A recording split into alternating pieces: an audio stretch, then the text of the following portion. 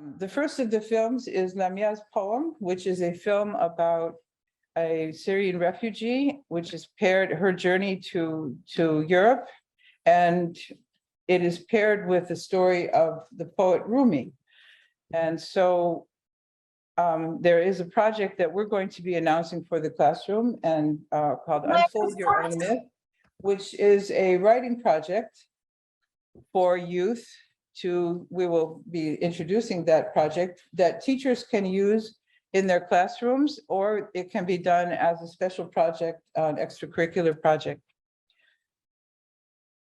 The project is funded by Doris Duke Foundation, which is made possible by a generous grant for Islamic Art Building Bridges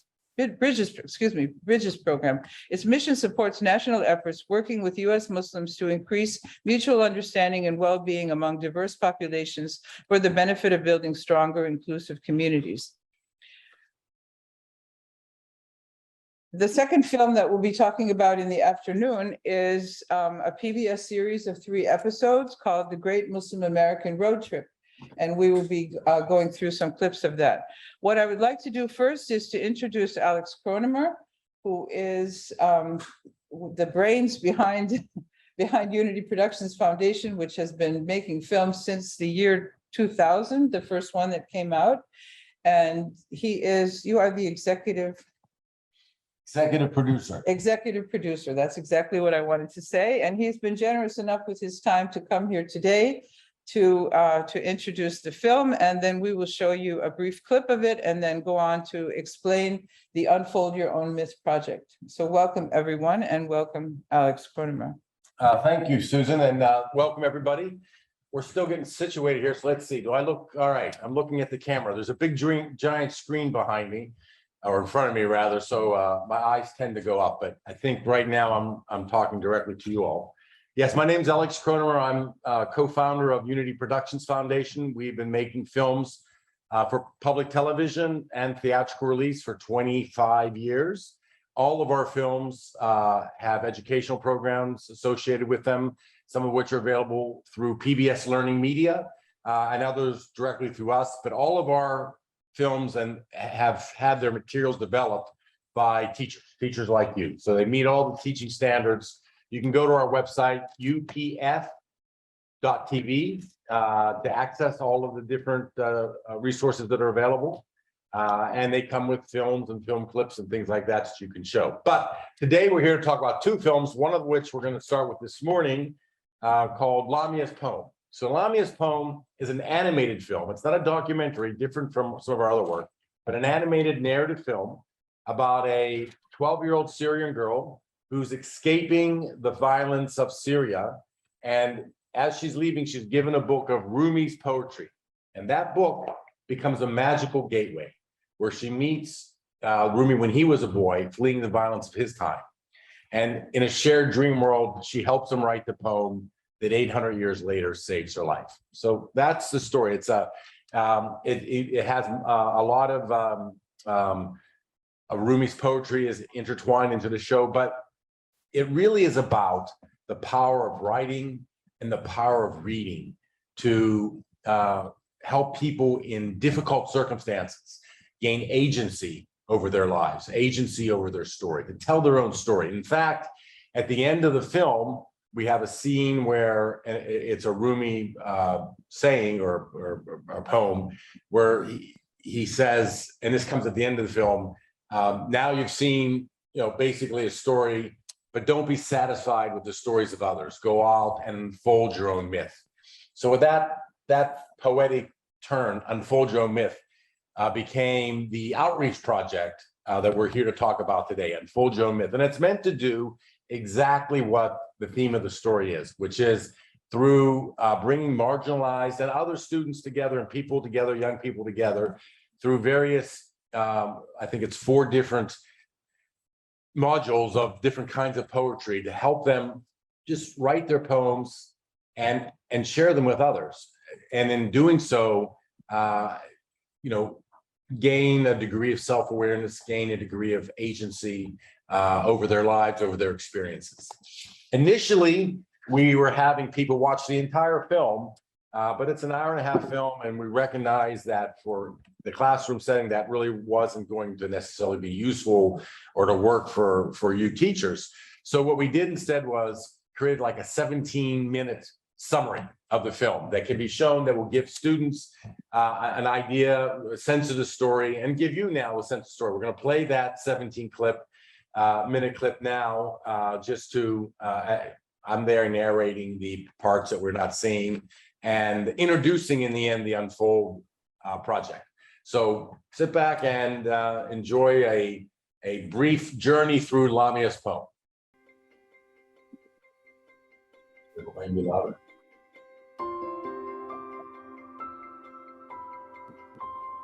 Okay.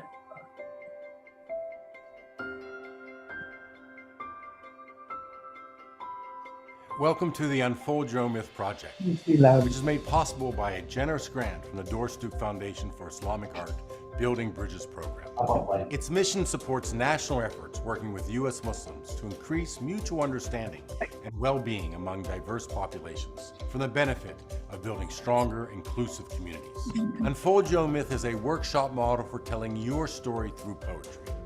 My name is Alex Cronmer. I'm the writer and director of Unity Production Foundation's animated film, Lamya's Poem, which is the inspiration for the workshop. Lamya's poem tells the story of a 12-year-old Syrian girl named Lamya. She lives in Aleppo with her mother during the worst days of the Syrian civil war. A friendly teacher, Mr. Hamadani, brings books to her and other students while the schools are closed because of the fighting. He's here. Assalamu alaikum, sister. Wa alaikum assalam, Professor. Hello, Mr. Hamadani. Hello, Lamya. Would you like some tea? I can only stay a minute. I have lots of Lamya's friends to visit today. We are so grateful that you are doing this. God willing, the schools in Aleppo will reopen soon. And I know that I can count on Lamya to help the students who have fallen behind. She has the makings to be a very good teacher someday. I finished the book. I brought you a new one. Lamya is a happy girl with many friends. She daydreams about catching fireflies, but the war haunts her imagination and takes the form of a terrifying monster.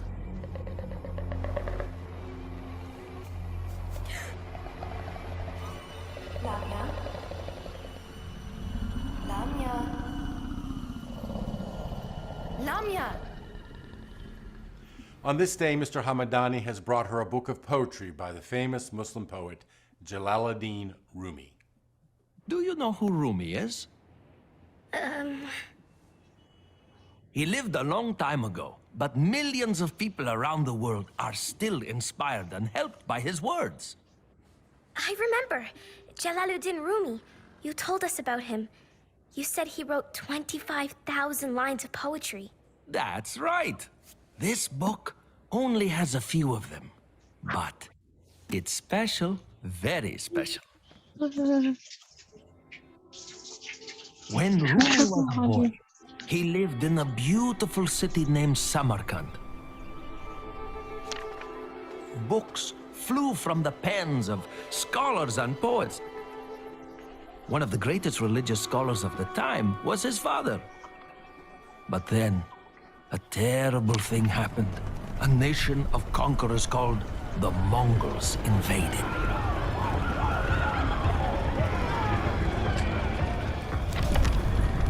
His beautiful city was destroyed. He became a refugee. Now we travel back in time 800 years Here, and meet Jalaluddin, a refugee fleeing the violence of his time.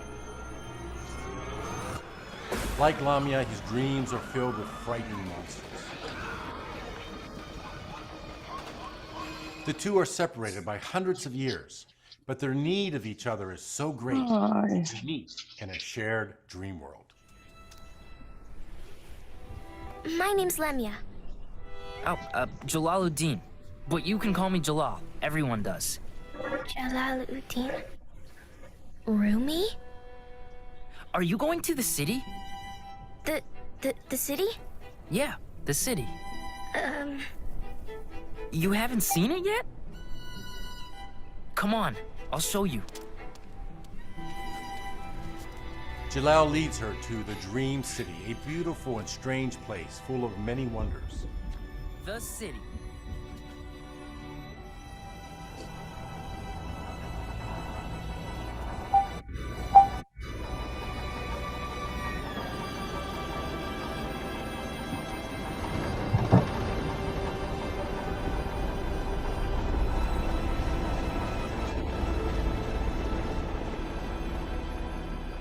But the monsters that haunt them follow them there.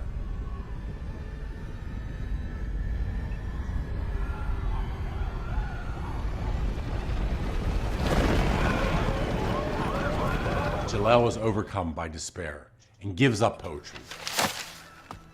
He chooses the path of war.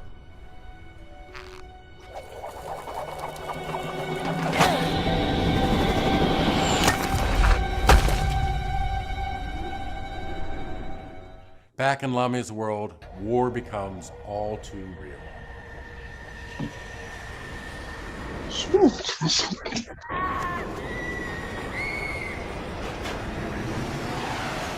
Lamya and her mother survive the bombing, but their home is destroyed. They leave Aleppo as refugees. Miraculously, she finds the book in the rubble. They travel hundreds of miles to the sea, where they board a raft that they hope will carry them to safety.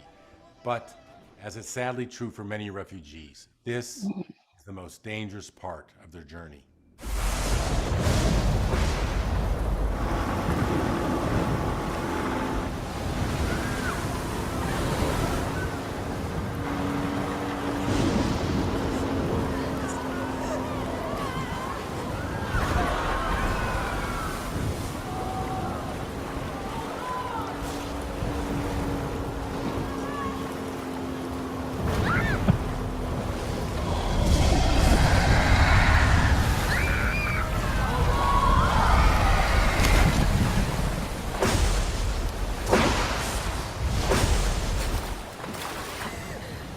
Lamya is rescued,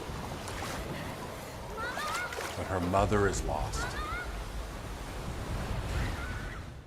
Lamya lands in an illegal refugee camp in Europe. She hopes that her mother is still alive and will one day return. All she has left after the storm is the book of Rumi's poetry. But will it ever be written?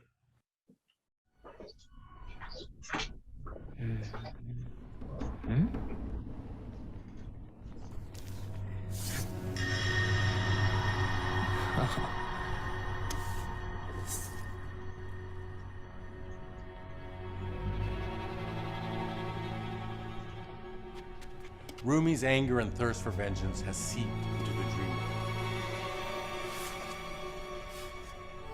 and poisoned him in the real world.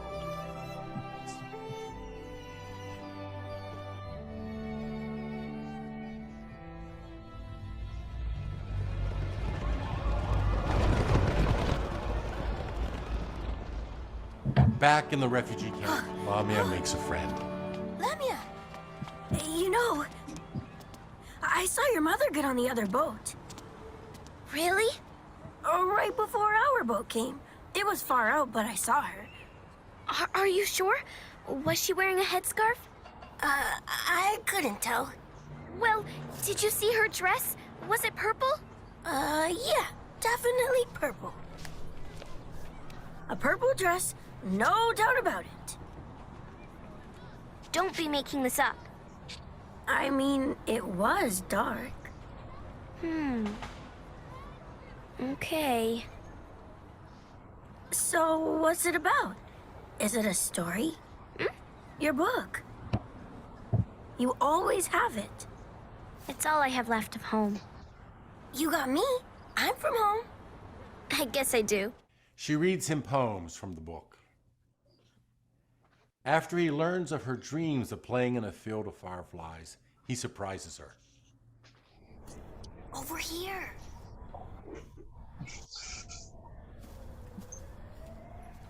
Come on. Let's go. It's creepy here.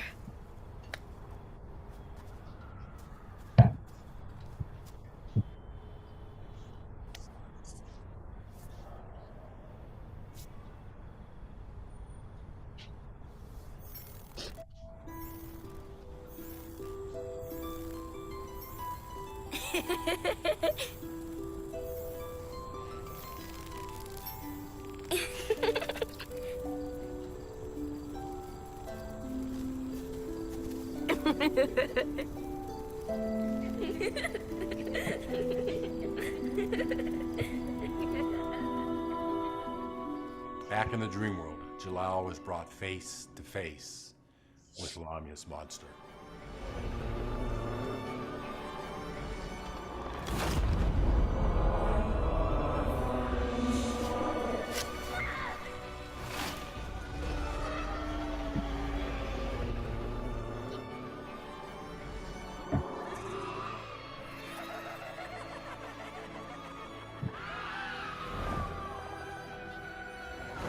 All is lost.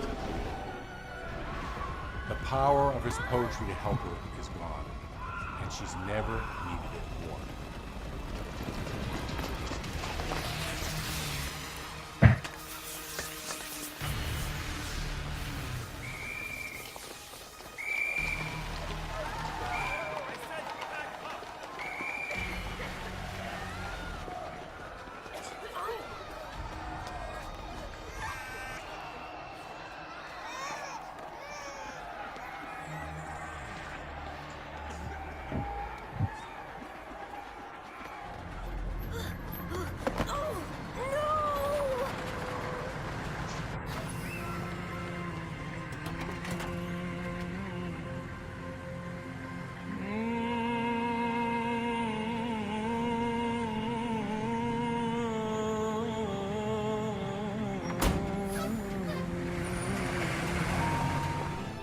In her desperation, Lamya calls out to Jalal.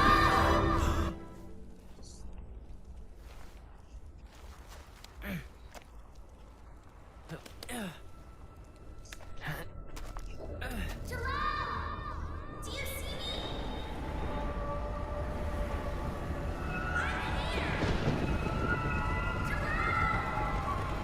But is it too late?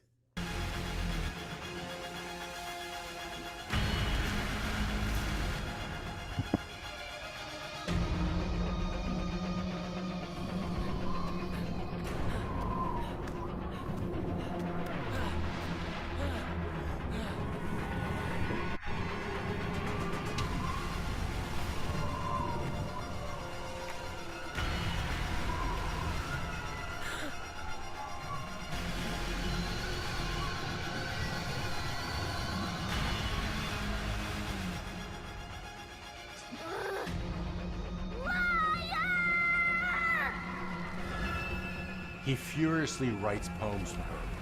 In every ruin, there is hope for a buried treasure. She rejects one after the other. Lies! Lies! They're all lies! He must write faster and faster. If you seek jewels in a mine, you'll become a mine. If you hunger for a slice of bread, you become that bread. You are what you seek!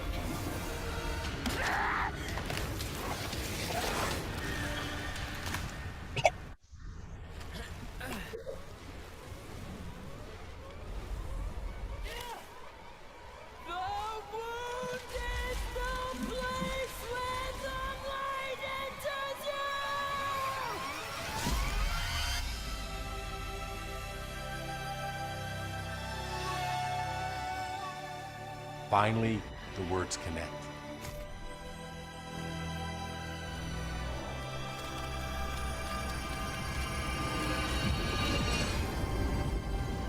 Lamya's hope is restored.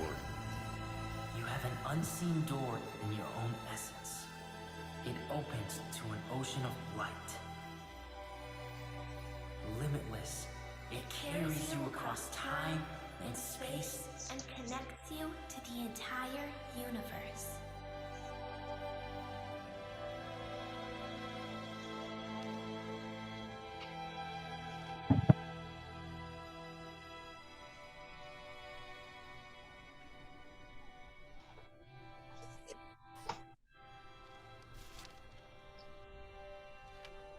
Jalal fully embraces his destiny as a poet.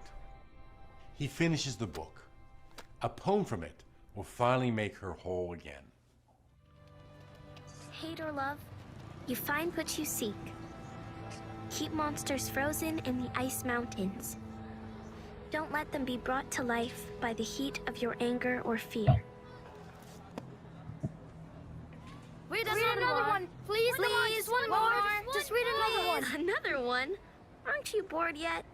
No! Okay.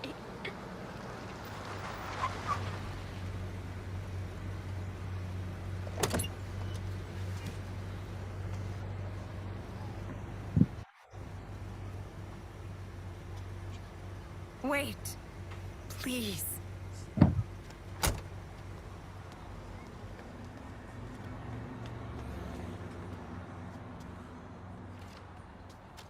Have you seen my daughter? I'm sorry.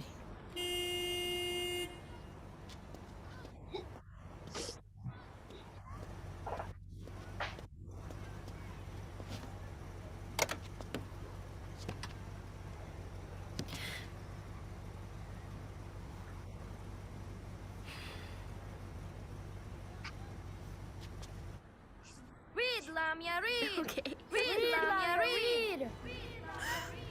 Knock, and the door will open. Vanish, so you may shine like the sun. Fall, and you'll rise to the heavens. Become nothing, and you'll turn into Lamya? everything. Lamya's poem is a fable, a fiction, a myth. Rumi knew about myths. Perhaps he knew of you, or people like you, who would one day hear his story. It's a good story, he says, but now it's time to unfold your own myth, your own story. I hope that your participation in these workshops can be the beginning of your journey to something great. Whatever you do in life, don't let circumstances or others tell your story. It's your story. You tell it, even if it's just to yourself. Stories are the most powerful force on earth. Make you the hero of yours. Unfold your own myth. I was going to say, all right, well, that's so that's a little summary of the film. Incidentally, it's based on a lot of actual. We drew from a lot of actual factual things. For example, the inspiration for the story itself came from a news article that we came across about a group of Syrian refugees in an Athens park reading Rumi. And that was sort of the inspiration of the whole story. The teacher, Mr. Hamadani, since you all are a group of teachers, was based on an actual character, an actual person that we learned about who, in the midst of all the bombings, was still maintaining education for his students in Syria. Even though he was urged to leave himself, he wouldn't leave his students behind. And so he was setting up makeshift schools and visiting people's homes to keep them up on their studies. So he's actually a very central character in the film. You only got a snippet of him, but the importance of teachers and teaching is also a big part of this. So you're about to hear a little bit and get a little bit of a walkthrough for the Unfold Your Own Myth program. I'm hoping that you see the value in it and bring it to your own classrooms. And I just want to introduce you to one person, an important person, before we begin. And she's up there. That's Noshin Rizvi. Why don't you wave your hand and say hello? She's the program coordinator for the Unfold project. If you choose to be a part of it in some way, you'll be hearing from her and talking with her. Noshin, do you want to say a few words about where we are so far in, we're just beginning to roll out the program now, really in the last month, and already have had quite a bit of success and interest in it. Do you want to just give a quick summary, Noshin? Yeah, sure. Thank you so much, Alice. And then thank you, Susan, for including me in this webinar. Good morning and salam, everyone. My name is Noshin Razvi. And as Alex mentioned, I'm the program manager for the Unfold Your Own Myth workshop. As Alex mentioned, the workshop is based on the film Lamya's poem. It explores the life of Rumi and a present-day Syrian refugee, named Lamya, or like any other refugees. With this workshop, we're just trying to raise the awareness of the refugee crisis As many of you know, or you may have students that have experience where just people tell them to go back to where they came from without realizing that wherever they came from, that does not exist anymore. So this workshop is just basically introducing empathy in students as well. There are just like many aspects to this workshop. So basically, the students learn about spoken word, haiku, erasure poems, and journals. Purpose is to support students in finding their creative voice through poetry. The teachers will receive a ready-to-go curriculum with corresponding videos. They'll also receive a stipend from UPF for completing the workshop, and students get to submit their poetry to UPF with the potential to be published. We have partnered with Kid Spirit magazine, and I am right now going to share this link where you can see the past publishing of students. And I'm going to share it in the chat so you can all follow along. So at this link, you'll find it, the publications from other students. And currently we're working on a book as well that will be released soon. And I'm going to post my Calendly link if anyone wants to make an appointment with me and just go in more details for this workshop. Okay, I want to show you now a short PowerPoint. I'm going to that will introduce for you the project that you can use for your students. And there are several ways in which you can do this. The official way to do it is to run the 4-part series in which several different types of writing are introduced and facilitated through videos from experts and poets that have been put together for you. And the other, and so you'll be able to work this as an after-school program or as a program inside of your classrooms. So the other way that you can do this is to incorporate it into your classroom over time, or again, as four special events. I'm going to just move this 1 second to bring it up as in presentation mode.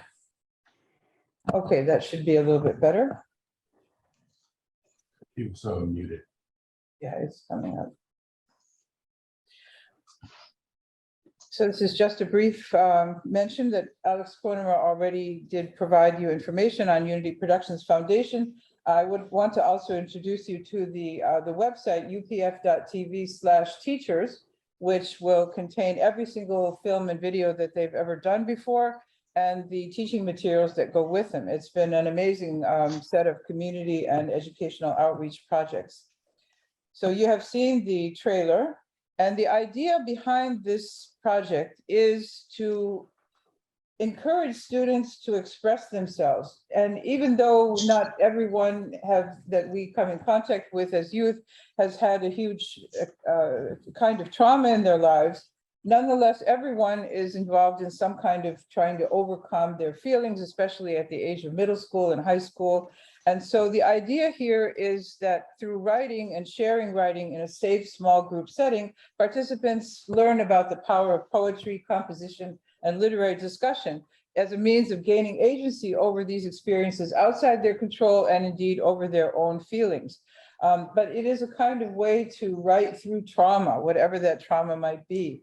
And of course, we know that many of the students that we have traumas we know about. They are either refugees or they've gone through some kind of problem of violence in their communities or breakups of families or things like that. So and then again, they're the ones that are just hidden that unless we have a deep relationship with our students, are unaware of. But through this writing, it allows them to write through that trauma and address it. So the audience for these projects could be between 12 and 25 participants. It could be more, but generally the small group is the ideal for this. The recommended age is between 7th and 12th grades. We could certainly consider exceptions as you speak with Nausheen about it, but generally this is the audience that is intended for the film. And the number 12 to 25 is a good number for facilitating that kind of intimacy that we need. The idea is to also invite the most diverse group of students you have. If you're using this, of course, in your classroom, you're using the classroom as your automatic group, but there may be poetry groups in the school. There may be a club, there may be a youth group. There are many, many ways to assemble a group. You can even just do a call out in your communities or work with specific groups that are working with refugee populations or other kinds of projects. There's one in Richmond, I know, that's a sort of reading group for urban students. So you use the film as a launching pad and engage young participants in these workshops, 2 to 3 sessions of 1.5 to 2 hours each. There will be a trained facilitator who will create a safe and inviting space. So that's basically the main role of the person who organizes this, whether again you are a teacher or not. Screening of the Lamya's poem in part or in full. Small group discussions will be conducted, and then guided poetry writing using haiku, imagistic, and spoken word poetry.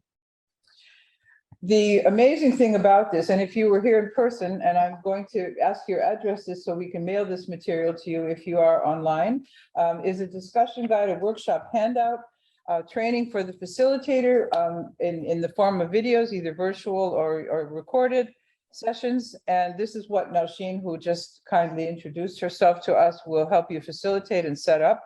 You have the facilitator handbook, tutorial videos, an organizer's guide, and then participant pamphlets with additional reading material that gives them background on the film, on Rumi, on the situation of refugees in the world, and then a very lovely little book of journaling book with a pen that is especially imprinted with the logo for the project.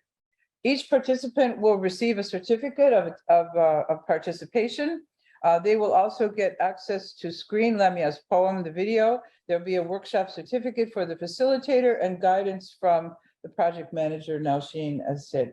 What you need to do to qualify for this program is simply to recruit a diverse group of youth to be part of the workshop series, immigrants, descendants of immigrants, refugee or Muslim, and can also be other students that are part of your school.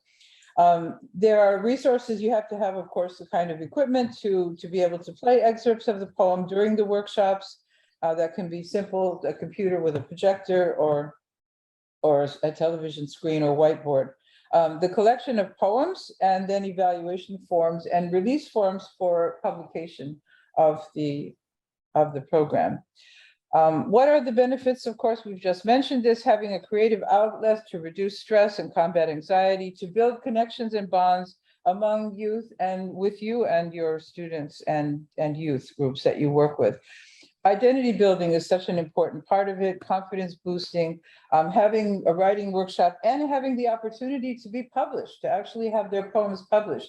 The first volume of the Experience of Unfold Your Own Myth is already ready for publication. I'll be sharing a couple of items on that with you in a few minutes. For facilitators, of course, it's a great thing to put on your resume to strengthen your community, to provide professional programming that is ready to go for you. It's very much a package that you can easily do without a huge amount of study and planning on your part. And then you receive also acknowledgement in the Kid Spirit publication of your own group's poems. So this is just a little bit of background I'm going to go through very quickly. Jalaluddin Rumi was a Persian poet and Sufi master born 814 years ago in 1207. His books have been translated many times to the point that he is the most popular poet in the United States and in many other countries. He's a great poet who brought light to humanity. His books are not just for Muslims, and there's a resurgence of new translations of his poetry, particularly by one author, Omid Safi, who has been retranslating this for our own times, and also bringing back out the fact that rather than just being a secular or mystical poet, as is often sold, he was very much a Muslim, and his writing is very much informed by his connection with Islam. As it was mentioned in the short clip, Rumi is contemporaneous with the upheaval that was caused by the Mongol invasions. And so those kinds of invasions destroyed many cities, as has happened recently. And and an ongoing flow of refugees. And also he, you know, he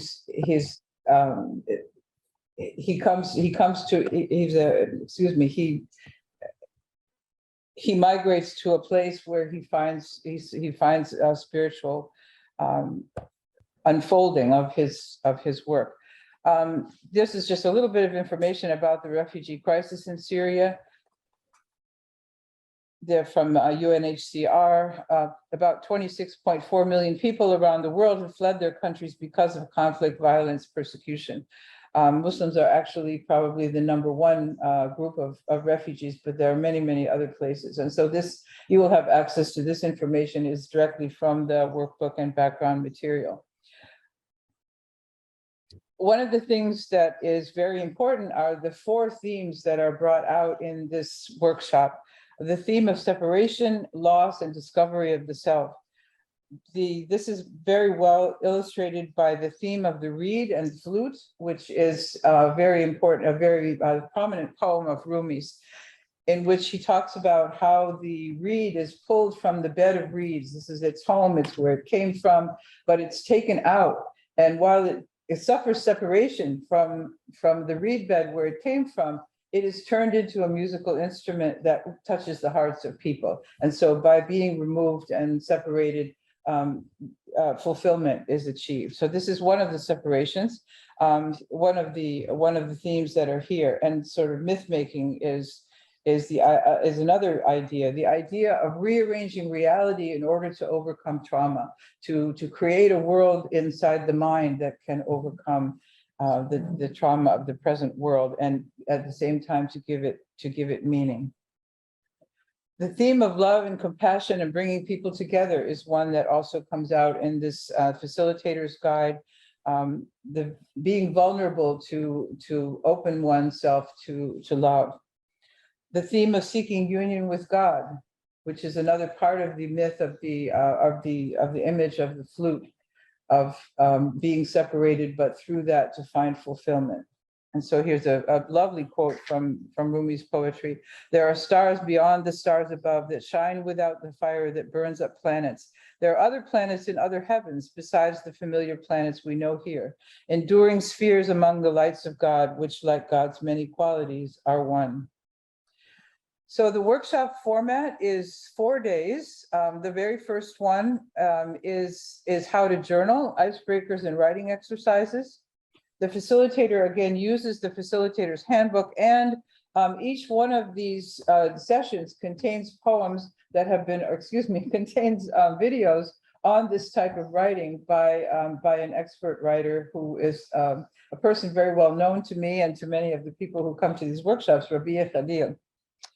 There is then on day 2 group work and discussion, and then learning how to write a certain type of poetry, which is called erasure. And there's a video on that describing that, and it takes you step by step through the procedure. The 3rd day is on haiku, which is a type of very brief poem with great amount of meaning. We'll be showing you that clip shortly. And then learning how to write and perform a spoken word poem, and then to share that and perform it for the group. So again, these 4 forms of poetry, I won't go through them now because that will be something in the workshop. I do want to also draw attention to the evaluator of the project, who is Betsy Coleman. She's attended also workshops, many of you would know her, who has a wonderful website, American Women Writers of Muslim Heritage, betsycoleman.com. So she will be doing the evaluation for the project, and so that you will also fill out a brief pre-workshop questionnaire. That's also part of your job as a facilitator in the classroom or in any kind of group setting you choose. And then there will be also a post-evaluation that carries it out.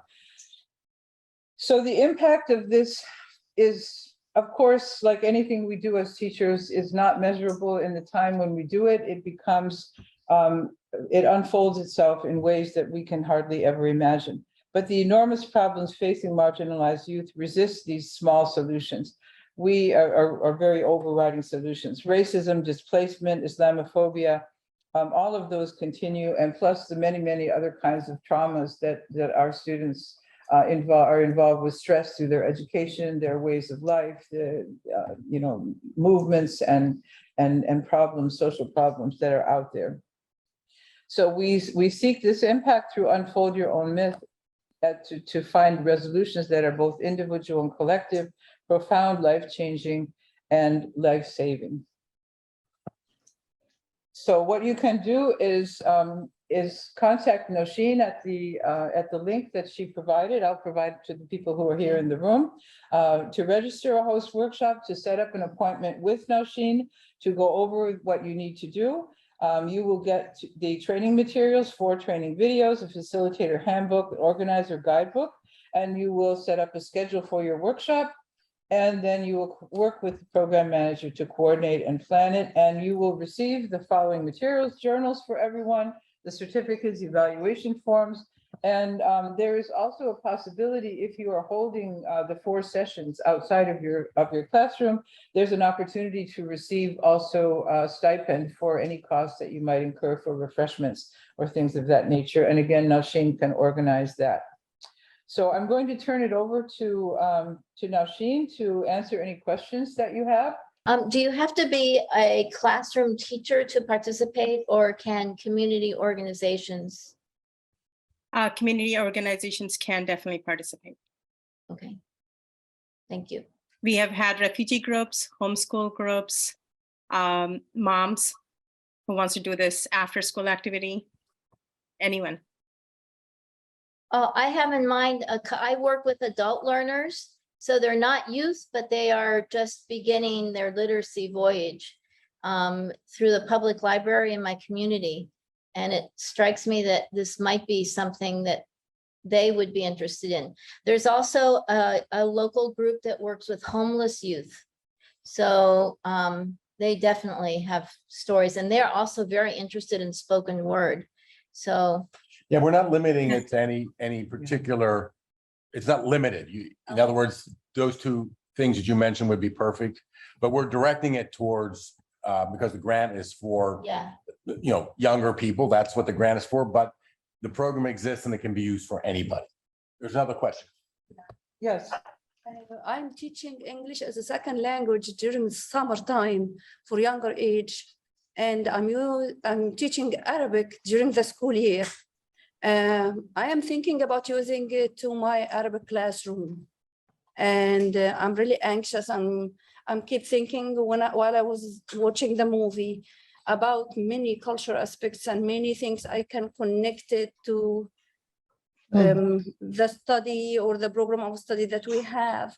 Do you have any comment, any thing you can guide me through this, Nosheen? This, I mean, just wanted to understand that this, workshop is in English, right? Yeah. And then again, like Alex said, we're not limiting it to anyone. If you can make an appointment with me on my calendar link, we can speak about this in, in details. Excellent. Thank you. Appreciate that. I work with preschoolers, and I'm enrolled in a Montessori training program. And we just learned the other day how in Montessori, they actually teach the children at the ages of 3 to 6 to write in cursive before they know how to read. And so the children in a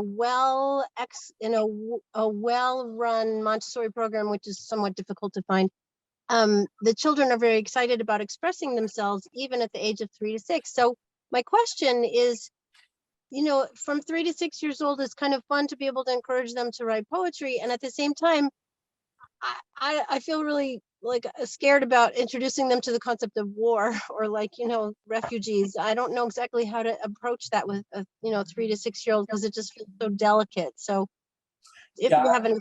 Let me comment on that. I mean, the learning materials are aimed at a higher level than 3 to 6. Obviously, they could be adapted. However, the film itself would get a rating of PG. It's not appropriate, I don't think. I mean, I made the movie, but it's not appropriate for a 3 or 6 year old. It's not a G-rated movie. There's no talking animals. There's nothing cute in it. It deals with serious themes. It deals with war. It does deal with separation from family members. There are, the dream sequences have scary moments. So it's really, I would not recommend it for that age. the film itself, and again, the program could be adaptable. You'll see, I think we're going to do a little run through. You'll see one thing that you'll be able to judge for yourself whether you could at least take aspects of it. But I think the overall theme of it is not appropriate for anybody under, I don't know, 8, 9, 10, 11, somewhere in that age and above would be the right age for this. But I certainly would recommend that you work with your students, to do poetry at that young age. It's a wonderful idea. It's terrific. And there may be other vehicles that once you've seen these materials, if you review the materials, perhaps you'll be inspired to find ways to adapt them to your age group. Is there someone else here who has a question about the project? If not, what I'd like to do is to actually take you into the education materials. Can you bring up the haiku video? I just moved it into the Google thing. This is one of the facilitation videos that will explain how to write a haiku. It's really quite wonderful. We'll show you the first part of it, and then there's a pause in the video when your group would be able to begin writing. Hello, I am Rabia Khalil, your host for Unfold Your Own Myth, and I'm happy to welcome you back. Today we are going to discuss how to write haiku. Haiku emerged in Japan nearly 500 years ago. Today, haikus are written all over the world and in as many languages as you can think of. Millions of haikus have been written over the centuries. Haiku is a very popular type of poem. A poetic form is like a cup that gives shape to the liquid inside of it. You see this cup of water? Think of the water as the content of your poem. If the water was in a different cup, it would take a different shape. So what does a haiku look like? And how does it provide a shape to your ideas?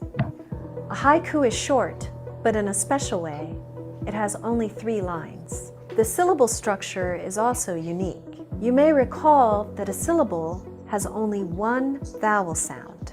You can count syllables easily. The word flat has only 1 syllable. The word mountain has 2 syllables.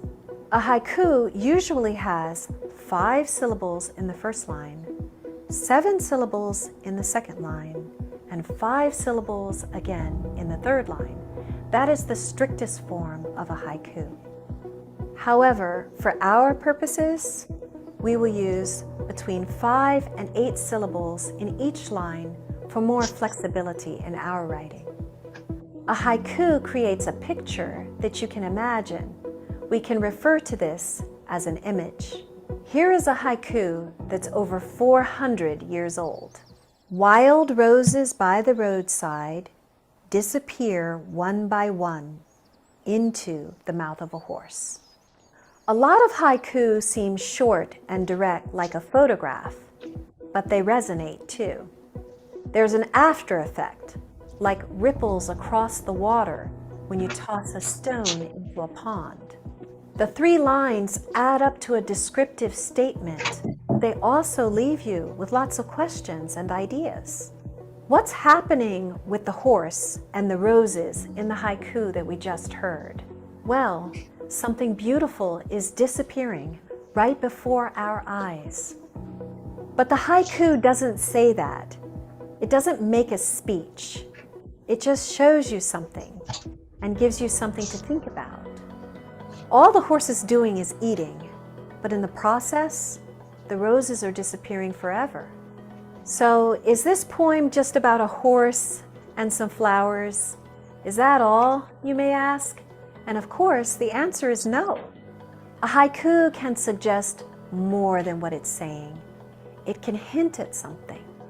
Because it's poetry, it's up to you to decide what it really means. A haiku can suggest a season or a time of year. The roses in this poem suggest that it's late spring or even summertime. All in all, a haiku is interesting without being earth-shattering. It's light on its feet. It can even have a sense of humor. There is something that makes me smile, for example, about the poet waiting until the last word to show you about the horse. He shows you the wild roses first, and then he shows them disappearing. Only at the last word, at the very end, does he show you the horse. He's making your eye follow the process that he's describing. If he had just said, "A horse is eating roses by the road," there would be no surprise. So to recap, these are the things that make a haiku a haiku. 3 short lines, an image, and a straightforward simplicity that shows much more than it says. To show you what I mean, I'm going to write a haiku and share it with you. This, by the way, is a blank sheet of paper just waiting to have something written on it. Let's see what it can do. Well, so I remember last year I was walking in the woods on a cold winter day. I came to a little bridge and it was icy. That made me look down to watch my step. When I looked down, I saw myself reflected in the ice. I also saw the stream below the bridge. It was flowing fast. So let's see what we can make of that. The ice on the footbridge caught my reflection. So did the river rushing by below. Well, it's certainly not earth-shaking, and it has 3 lines, and it's a winter day. It even has a little drama here in the second line. I didn't mean to break the line right there. I got to 5 words in my second line and I thought, uh-oh, I better break the line. But where it breaks, it makes a little reveal. The river rushing by below. When you have so few words, every word is going to count. Now, how could I make that a little better without making it longer or messing it up? And what does better mean? Well, more lifelike, I would say. More exactly true to the experience the words are trying to present. You want to put the reader in your shoes, on the bridge, seeing this. So instead of caught my reflection, how about caught my boot's reflection? A boot is more specific, and it's more true too. The ice on the footbridge caught my boot's reflection. So did the river rushing by below. So does it pass the test? Does it have 3 short lines with 5 to 8 words in each line? Does it have a picture in it, an image? Is it a simple descriptive statement? Does it resonate? Well, that's up to the reader or hearer.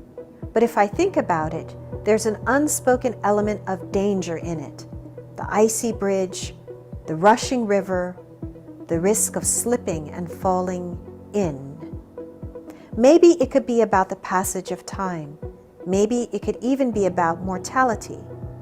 It's just 3 lines, but they suggest something more. So let's try a haiku ourselves, taking an image from the movie, when Lamya is in the pitching raft and the waves are overwhelming her. Aren't you going to take it? Okay, if that's what you want.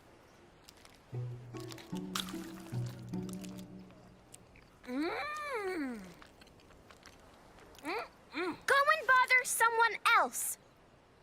Sorry for wanting to give you a delicious candy bar.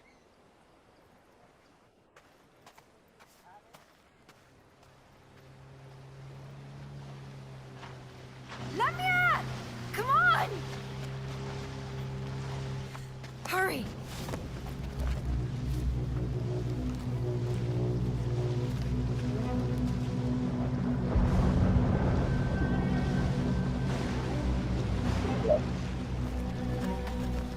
Just turn the light on. Oh, it is off. Never mind.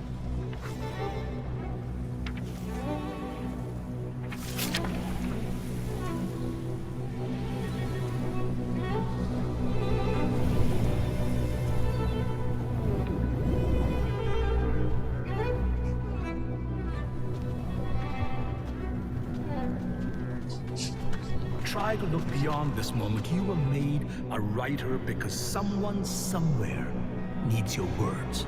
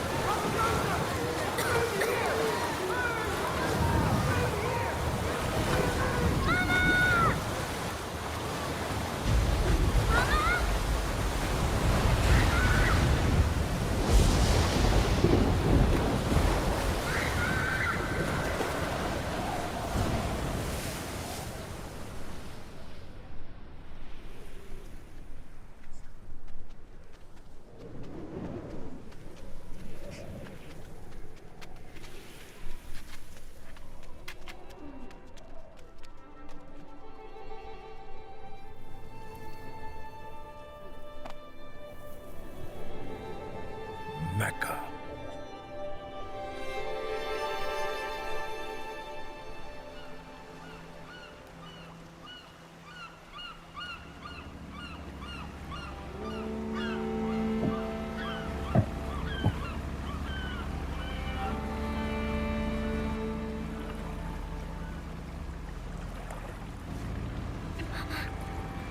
Please, please be on it, Mama.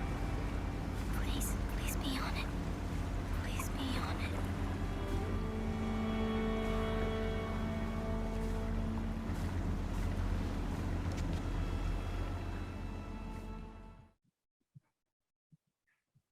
Okay, so there, as you can see in the facilitation video, there is a pause to start writing. And I would like to invite you to start writing. And I can also share with you a poem that is one of the ones written by students that is going to be in the upcoming video. So a haiku has about 17 syllables. It is composed of 3 lines, and there is a 5-7-5 formula that is usually appropriate. We might, invite you to not follow that so rigidly, but see what you can come up with.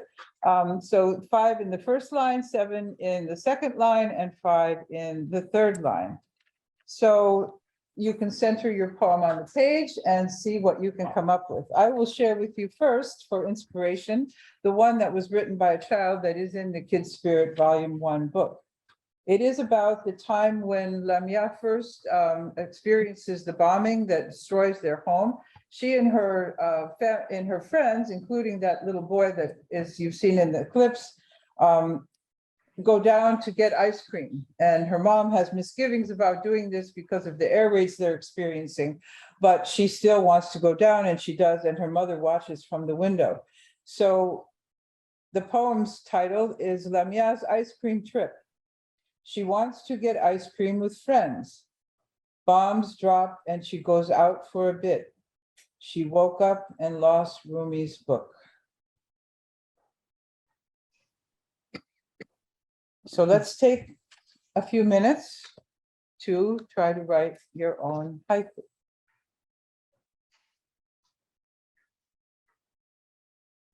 There we go. Okay. I have one that is about my trauma today in running a program of this nature with the technology in the room. Feedback screams loudly. 3 apps clash on 2 laptops. Can we reach your hearts? Anyone else like to share? Anyone on screen like to share? Yes, Deidre? Sirwan Hariri. Hey, thank you very much for this wonderful workshop. I really appreciate that. I don't know, maybe it's not appropriate, but I've just, wrote a few lines from the moment when she about to drown and she was saved in the ocean. So it starts, Lamya was about to drown. A ship came to rescue her. Her hardship never ends. Beautiful, thank you. Anyone else like to take the plunge? We'd love to hear. I didn't think I had one in me. I feel much better now after that. I wrote something, but it's about walking on the beach. It's not about this at all. That's okay, neither was mine. Just speak up a little bit so your microphone will catch for everyone.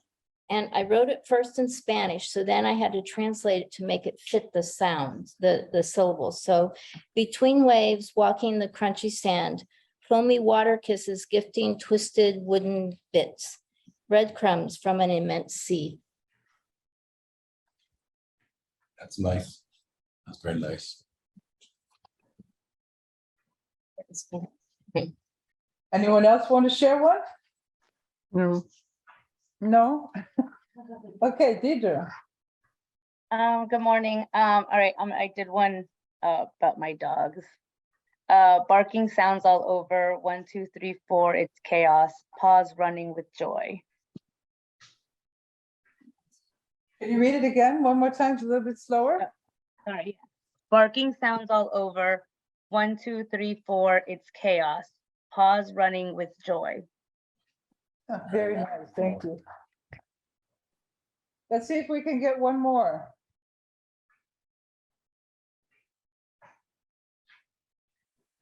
Can I ask the group a question? Sure. So, we're still rolling this out for the first time, refining it. I'd like to ask you all, do you think it is necessary for us to play that clip from Lamya's poem and sort of ask people, using that as perhaps something that can stimulate people to write their haiku? Or should we just do the presentation on the haiku itself and then let people take it away trying to find their own stories, their own things. Like most of the ones we just did, everyone, well, not everyone, but mostly people shared something personal as opposed to something related to the film. So being teachers, knowing your students, advise us. Do you think, and I'd like to hear from some of you, do you think having that clip and using that as something to prime the pump is the right way to go? Or should we just, after the presentation of haiku, say, now think about something in your life and write a haiku? From my perspective as a Arabic teacher, I really like it. It's like I want to just comment on the lady who, like, in the behind, she talks about, you know, like how can she use it. So I used to give some like a specific prompt to my students to write a very short story, but this one is really wonderful, and I really recommend to show a brief clip, show the clip first to my student as a motivation and engagement, then every one of them reflect on his or her own story. That's really wonderful. I guess it needs to be really taken into consideration pedagogically speaking. All right, any other opinions? Can I say something? Sure. I think you should show the film, because it gives an opportunity for students to, if they don't want to share something personal, then they can do it about the film. It also, my experiences of a very provincial Eastern Shore situation, and students need to have their eyes open too. So it also serves as another way to sensitize them. Okay. Any other opinions on this? I do agree with giving them the choice. I like the example in the beginning when Susan started. By her example, it's kind of warm up and gave the opportunity for others to start to share. The same in the classroom. In the beginning, it's very hard to jump to a personal experience. So come and make a connection with what you just see is a beautiful start, and you can continue. And you said, when you are ready, connected to a personal experience. Okay, so what I'm hearing so far, again, as we're trying to refine and make this as good as it can be, so far I'm hearing showing the clip and maybe giving people the option. They can do something. I mean, some of you just automatically did something personal, and some of you did something directly from the clip that was shown. So that's what I'm hearing right now. Does anybody have a different opinion? And again, it's just a discussion as we're trying to evaluate the best way to do the program. Anybody have a different opinion? Just one comment. Actually, it's a question I have. I'm not sure exactly when we show them the clip to the students, whether we need to restrict them to specific theme, or just let them start from where they want to go. That's the question that I'm asking you all. Should it be restricted, or should people have the option, or should we not even restrict it, not even play the clip, and just say, write your own haiku, which of coming from your own experiences? So Liam has her hand up. I think it would be great to actually tell them what we're expecting of them before we show them the video. So we're doing haiku, we want to write a haiku. Now we watch the film, then we write the haiku. Okay. So we focus their interest, we focus their attention. Well, I will say that having worked on the discussion guide and having seen the film at the beginning, I see the film as the occasion for gathering these gatherings and for the type of experience we want to convey to them. The whole idea of writing to overcome trauma. And I see the film and the clips, any clips that we put in here, as a kind of, I mentioned it early in the process, it's like the campfire around which the group can coalesce. It's the theme that that grasps their emotions, and as she said, both opens people's eyes who don't know about these sorts of situations, or who have heard about refugees as a burden or something of that nature, and that around this will coalesce, even while we're trying to give them creative freedom. And I do want to mention also that there would ideally, we're just doing this because we're introducing, the whole project and all of that to you. So the actual time that was allowed for doing it was much less than you would have, because the entire 1.5 hour session of this for haiku is devoted to haiku in the four-part process of the Unfold project. So knowing that it was just, I don't know, we didn't even, I think, give hardly 10 minutes. It was something like 8 or 9 minutes that we gave. So perhaps in the facilitator's video, that 10 minutes is just to get a start. Okay, so what did you do? Did you find a topic? Did you find a subject you wanted to do? And you come back each time and then sort of have the students gradually work into it. Because the first thing, of course, is going to be overcoming, whatever writer's block or something of that nature. But I do think the film is an important component of it. Okay, thank you. Thanks for your input. Okay, we have enough time before lunch to actually show you one of the other videos that will facilitate the writing. Before you click play, I do also want to mention that of the videos in the facilitator's guide that you would have access to, some of them include inspiration from poets.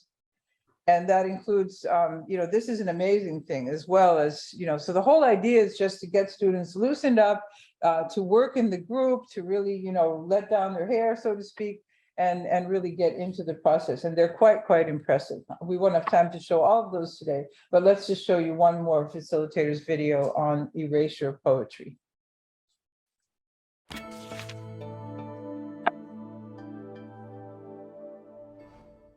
Hello, my name is Rabia Khalil, and welcome back to the Unfold Your Own Myth workshop. Today we are going to talk about one of my favorite poetic forms, erasure. For erasure poetry, also known as blackout poetry, you use words that someone else has already written. This can be a passage from a book or a newspaper article. You circle the words that you want to keep, and the kept words create your poem. With erasures, you let your poetic sense of choice take the lead. The only rule with erasures is that the words must remain in the original order in which they appeared in the original text. But the great thing is, the words are already there. You just have to find them, and therein lies your poem. We are going to start with an opening passage from Herman Melville's Moby Dick. It is one of the most famous novels in the world. I chose this text because there are so many interesting words in it. All of us will be able to find words we can use for our erasures. I'm going to read to you from that first passage of Moby Dick so that you can get a sense of the words I was dealing with. Loomings. Call me Ishmael. Some years ago, never mind how long precisely, having little or no money in my purse and nothing particular to interest me on shore, I thought I would sail about a little and see the watery part of the world. It is a way I have of driving off the spleen and regulating the circulation. Whenever I find myself growing grim about the mouth, whenever it is a damp, drizzly November in my soul, whenever I find myself involuntarily pausing before coffin warehouses and bringing up the rear of every funeral I meet, and especially whenever my hypos get such an upper hand of me that it requires a strong moral principle to prevent me from deliberately stepping into the street and methodically knocking people's hats off, then I account it high time to get to sea as soon as I can.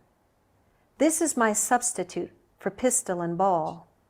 With a philosophical flourish, Cato throws himself upon his sword. I quietly take to the ship. There is nothing surprising in this. If they but knew it, almost all men in their degree, some time or other, cherish very nearly the same feelings toward the ocean with me. As you could hear, I had so many words to choose from. Now I will read my erasure to you. Some never see the world. The ocean is insular. Isles, coral reefs, surf. Any path carries you, and leaves you in the deepest water. So you may ask, why did I choose these particular words and phrases? For starters, they stood out to me. They called to me. Insular. I love that word. And it contrasts so much with world. Coral reefs. I love the color of coral reefs, the movement of surf, and to think that all of these forces of nature could be inside of me. So now you can see how I found my words within the Herman Melville passage, and I was able to create an erasure poem.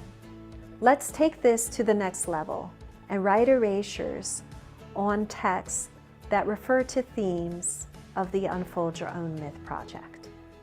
One of the themes your group may work with is displacement and loss.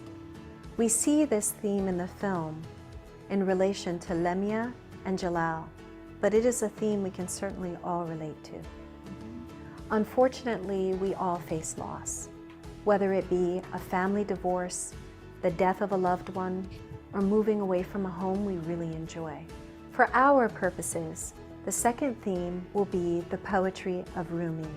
Rumi is one of the most popular poets in the world, and his poems discuss everything from healing to love to spirituality to loss. A few of the groups will receive a myth or a story on which to perform an erasure. Myths help explain mysterious forces in human nature and in our natural surroundings. Myths can also entail supernatural beings and symbols that we can recognize. In the journeys of Lamya and Jalal, we see how imagination and myth-making helps them to face hardship and to conquer fear. So now that you have a sense of how to write erasures, I'd like for you to work in your small groups.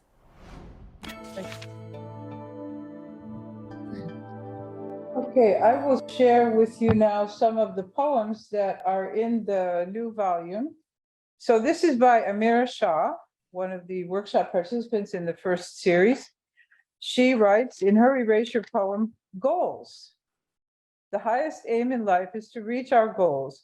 Our time is money, which will never come back. Time is like a diamond, rare and precious. Time can slowly lack every breath we take. Our souls run free in time, chasing our goals. The taste of victory is surely one of the best feelings, such as winning a tournament and hearing loud cheering, knowing your work paid off. Our confidence and self-discipline grow like a little seedling in the soil. Every second isn't promised, so take the risk and aim high in life to reach your goal. Here's another one that follows the theme of the film. Ansam Abu Awad wrote this poem. Listen to the tale of separation. Ever since my wail has caused men and women to weep, I want a heart to that I might share love, to return both happy and sad, to return to both happy and sad. But you, as pure as you are, do not understand love and desire.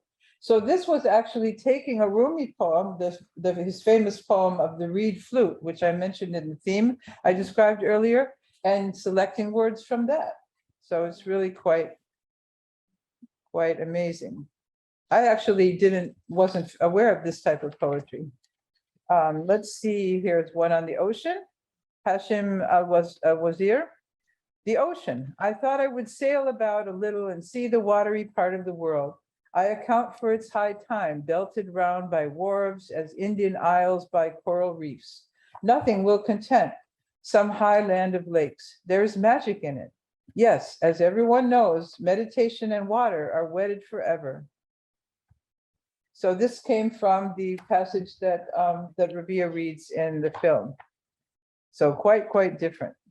So perhaps if Nausheen would like to see if we could see in general how many of you who are attending today would like to, you can either answer in the chat or any other way to see what the prospects are, what plans you might have, what ideas you have for carrying out such a workshop as we close out this segment in the next few minutes? How many of you are thinking about it? We've already heard from Sean in the room here, the idea that she may have. But again, also, if you have any questions about the materials, all of these materials are going to be available to you and more for running your workshop, plus all of the support that you will get from the project directors. Kelsey Wiley. Hey, good morning. I'm tuning in from Detroit, Michigan, though I have been to Georgetown and like really beautiful campus. So I teach 10th and 11th grade in Detroit, but I would really love to share this with my senior colleagues who are going to teach the book Refugee, because I feel like it's just like wonderfully applicable, like in terms of theme.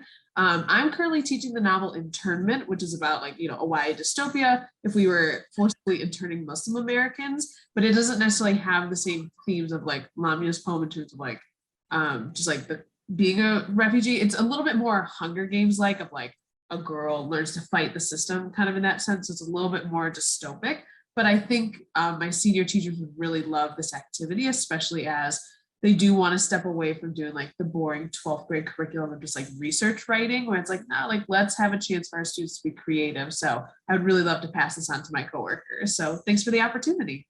And Deidre?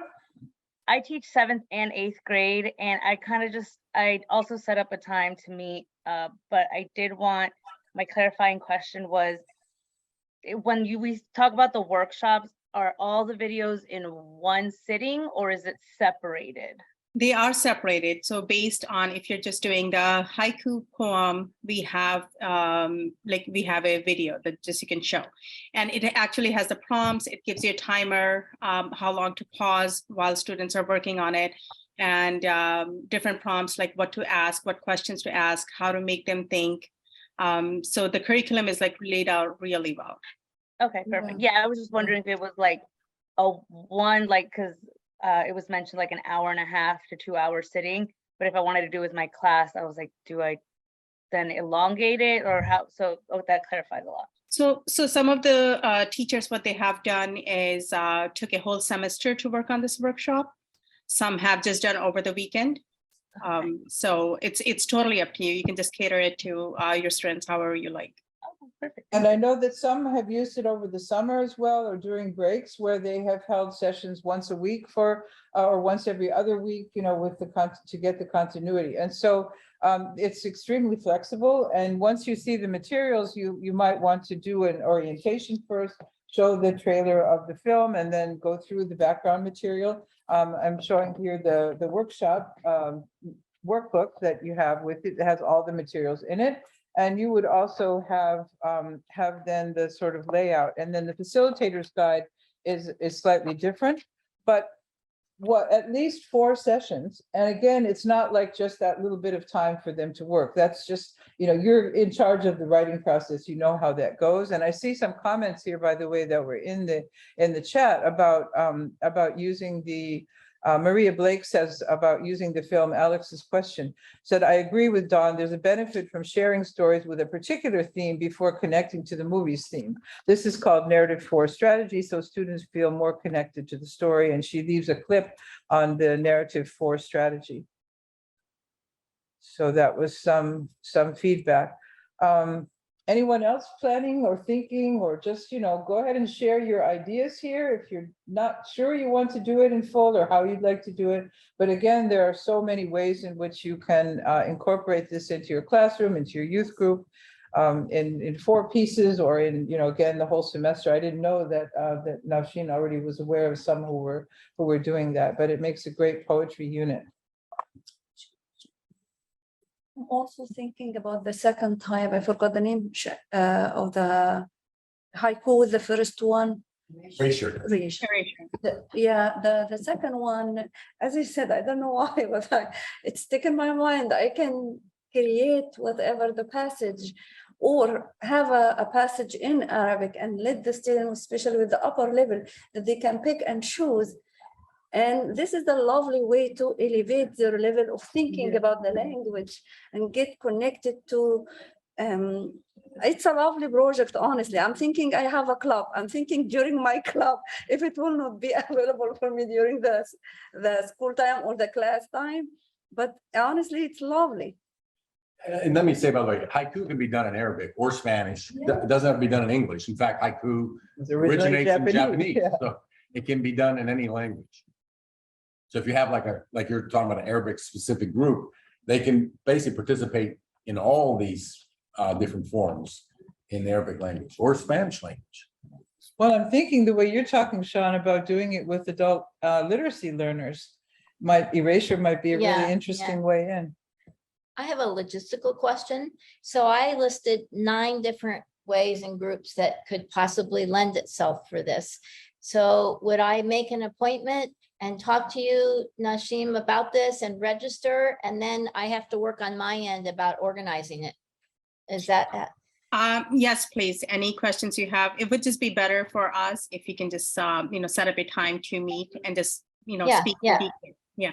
But I missed the next steps would be to set up that time and then register, and then I can get them. I feel like I need to see the materials to get my head around a little bit how to work it in some of these places. I am going to share the links right now in the chat. So it basically has the organizer's guide. It tells you how to organize the workshop and all the details that includes. And then we have the workshop handbook. We have template flyers and social media images as well. If you just need to, just for after school activities and stuff, if you need to use that for promotions. We have the online service pre-workshop evaluations and post-workshop evaluations. Facilitator's guide. This will just come in handy. It's a step-by-step guide. If you click on that link, you'll see it. It just basically has the exercises planned out for you. I'll give you all this. And it gives you the timings as well for that. We have icebreakers. So you just get to know your students, they get to know you.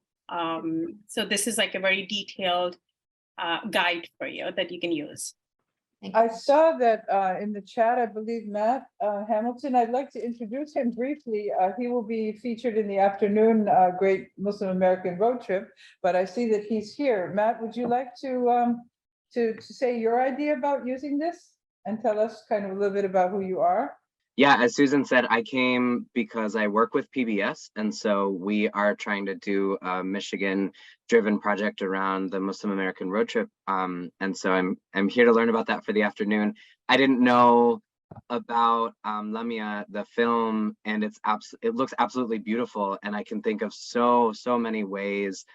So I am a former ELA teacher, and I would have absolutely use this in my classroom. I think one of the things I'm really excited about is the beautiful way that those videos present the poetic forms in like a really warm, approachable, accessible way for students. And especially thinking about, being able to teaching in Metro Detroit, it was always really important for me to think about putting a video in front of my students that features a dark-skinned Muslim woman who's talking about these poetic forms that come from all around the world. So now in my role with PBS and thinking about media, and I run the Michigan Learning Channel, which is a statewide PBS collaboration. And so we put educational content on 24/7 TV that people can access all across the state, but we also run programming with teachers, professional development and workshops. And so I'm super excited to talk to you, Nasheen, about sharing this with teachers across the state of Michigan, and thinking about the ways that these videos seem like sort of ready to use in a way that can be shared across PBS platforms, like on broadcast TV, live stream, as well as, I don't know, at UPF, if you have considered PBS Learning Media. I know I've talked to Daniel about the Muslim Road Trip going up on Learning Media, but these lessons and modules seem perfect for that platform as well. So that's where my head's at and what I'm super excited about. And I guess I would, put a plug out there for everybody else on the call to think about contacting your local PBS station around some of these resources, because they would likely be super excited to support media-driven writing. And there may be some other programming that connects with it. So yeah, thank you, Susan, for lifting that up, and I'm grateful to be here. Matt, You're I'm so welcome. excited to meet you. We are actually just working in process of connecting with the foster kids through the state of Michigan. Okay. Maybe we can just work on that together as well. How wonderful. I look forward to speaking with you. I can't wait. Yeah, I'll see you. I think it's Monday. We get to talk already. Okay, is there anyone else who would like to share an idea, even if it's just in the very beginnings? Give us a little bit of an idea of what you teach and where you might apply something like this. Actually, I'm way away from you guys. We're in the Middle East. We're in Jordan. I'm a school principal, and we've got a lot of Syrian refugees in Jordan from Syria. So we're already applying what the British Council does, because we're a Cambridge school. What the British Council offers for refugees and immigrants. I think this project would work really, really well with the Syrian refugees. So we are in the process of creating this project just for the international students. And I would be happy to connect with you as soon as we have something. That would be wonderful. If you could just, I'm going to share my email address, and if you could just send me an email, that way I can just reach out to you. So anyone else? So I like the erasure. I do the haiku only if I can, like 50 Shades of Grey, only if I can contain myself in just a few words. And I mean, I've probably only done that like 2 times in my life. So I like the erasure better, because that's pretty much how I talk.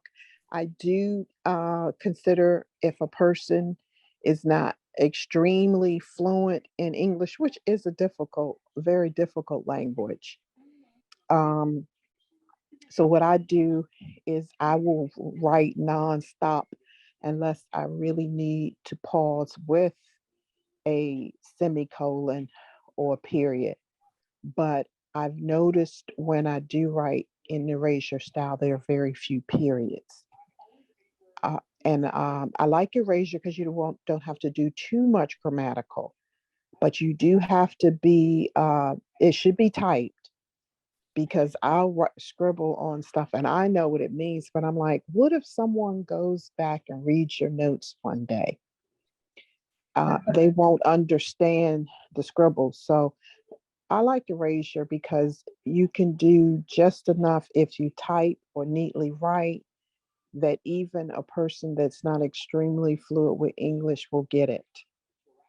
And you don't have to do the fine grammatical tuning. And I was just thinking about that. I said, because I do a lot of dictation, but I notice I have an accent. The older I get, the more I have an accent. So yeah, that's why I like erasure better. Okay, thank you. That's a nice observation. With our last couple of minutes here, I would like to share with you one of the videos from the Muslim poets. Hi, my name is Holly Maragobelez, and I'm a poet. And I just wanted to say thank you and congratulations for being a part of the Unfold Your Own Myth video workshop. Now, keep in mind that writer's block is a normal occurrence, and that's why we're having these sorts of workshops, to get you guys to hone your skills and get those juices flowing. And remember that when those genuine thoughts and feelings are ready to come out onto the page, they will come out. And you just need to trust in your purpose in this world and bringing positive messages into this space. Thank you guys so much, and keep writing. Assalamu alaikum, this is Brother Ali, just congratulating you on joining the Unfold Your Own Myth workshop. The gift of being able to explore ourselves and express ourselves, and then to be able to share that with other people, it's a really, really beautiful gift from the Creator. And so I'm grateful to be a small part of the journey, and want to congratulate you for taking this step.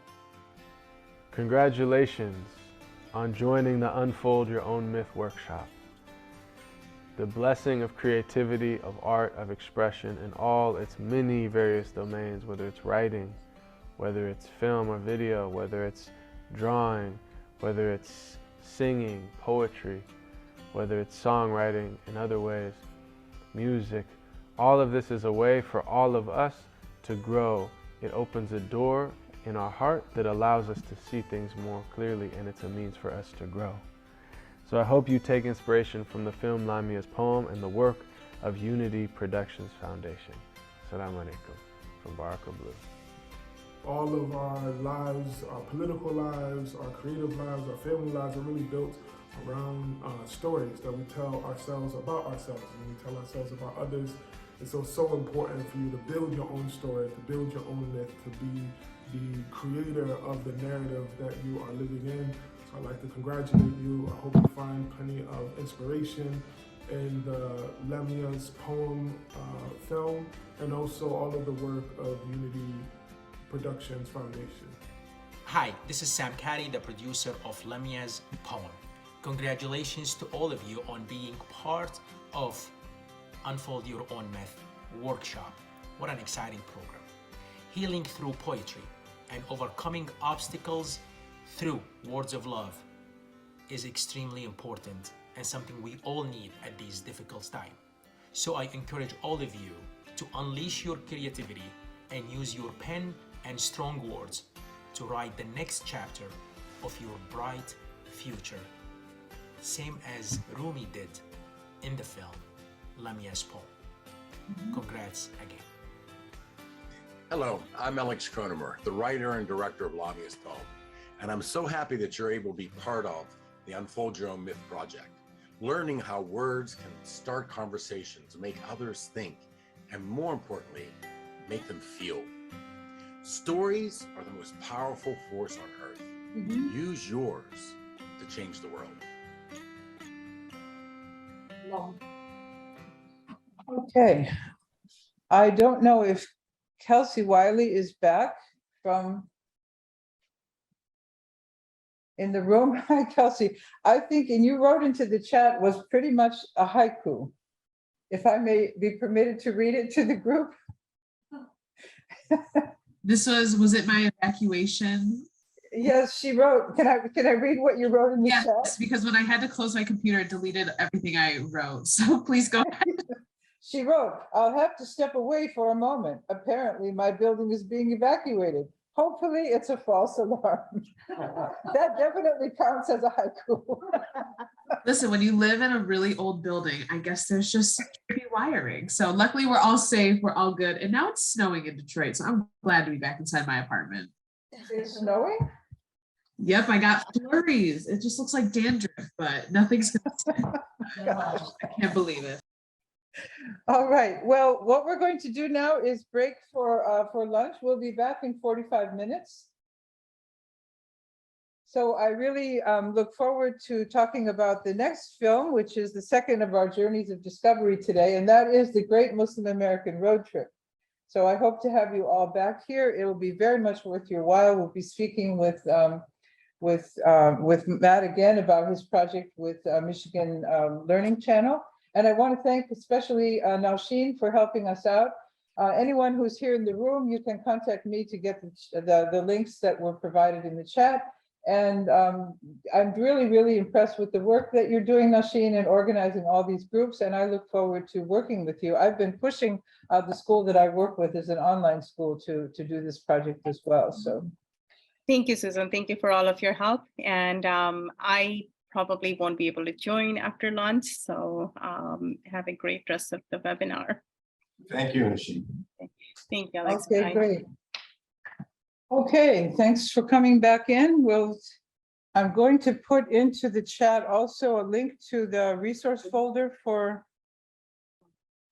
this day. It's a Google Drive folder where you'll be able to find anything you need. So welcome back to part 2 of our 2 journeys of discovery for the classroom. This one is about an exciting new project that honestly, UPF never quits. They keep coming up with novel ideas all the time. This one is called the Great Muslim American Road Trip. And it is a journey from Chicago along the old Route 66 all the way to the California coast. And we will be showing you a short trailer, but again, Alex Kronemer, the executive producer, has agreed to spend the day with us here. And so he will introduce the film and its premise. and its main characters and the different levels of the project, which was shown initially on PBS television in 3 episodes in June and July. It was July, I believe. July. Yeah, June and July, in July of this past year. So take it away, Alex. Well, welcome back to the afternoon session. So just to introduce this film, so quite different than the last one. It's not an animated film, it's live action.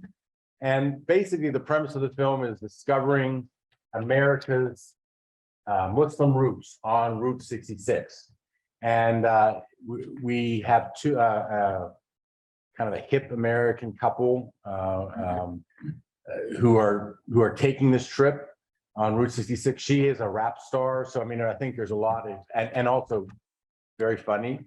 And I think it'll connect to a lot of young people. I mean, we purposely wanted to find young people who would be the hosts, and we wanted to do, you know, something different than the traditional kind of talking heads. Let's be very serious and talk about this and talk about that, but really just make it a journey of discovery as this couple who are just taking an iconic American road trip, keep stumbling as they do on one or another story having to do with America's long engagement with Muslims. Muslims have been in America since before there was a country. In fact, one of the stops in New Mexico uncovers a Muslim who led the first really cross-country trip long before anyone else had, and only 50 years after Columbus.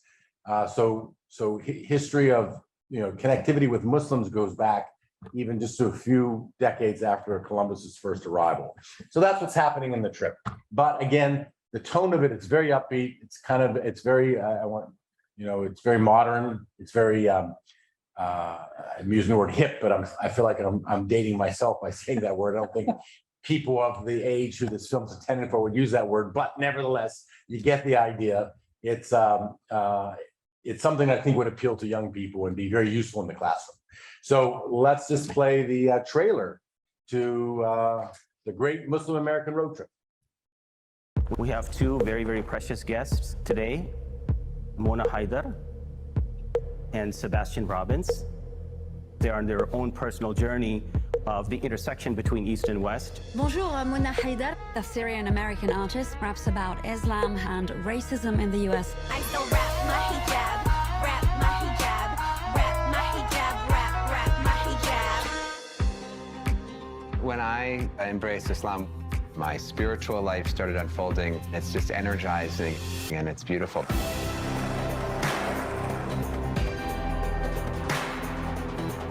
The largest population of Muslims before World War II probably came to the 1904 St. Louis World's Fair to work here. Muslims had been part of American entertainment in their image since the colonial days.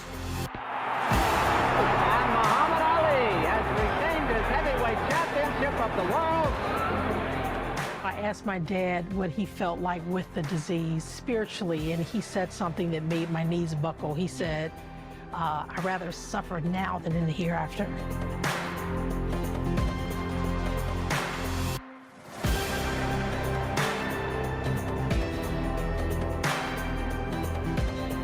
So let me get this straight. So Hijali is hired to survey the route, and that route ended up becoming the last section of Route 66. That was the year we made it into the World Championship, which is really exciting.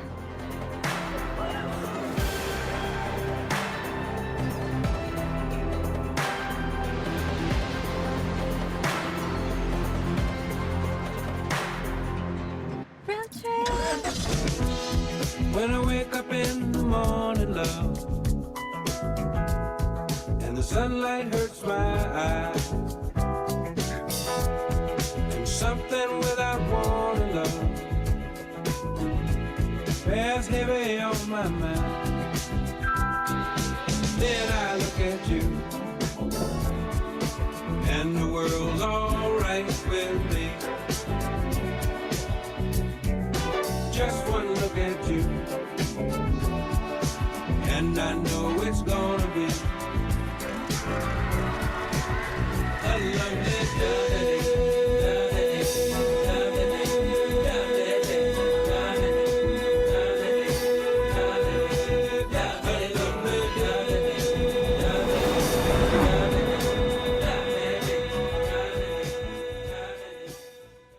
God, like, yes.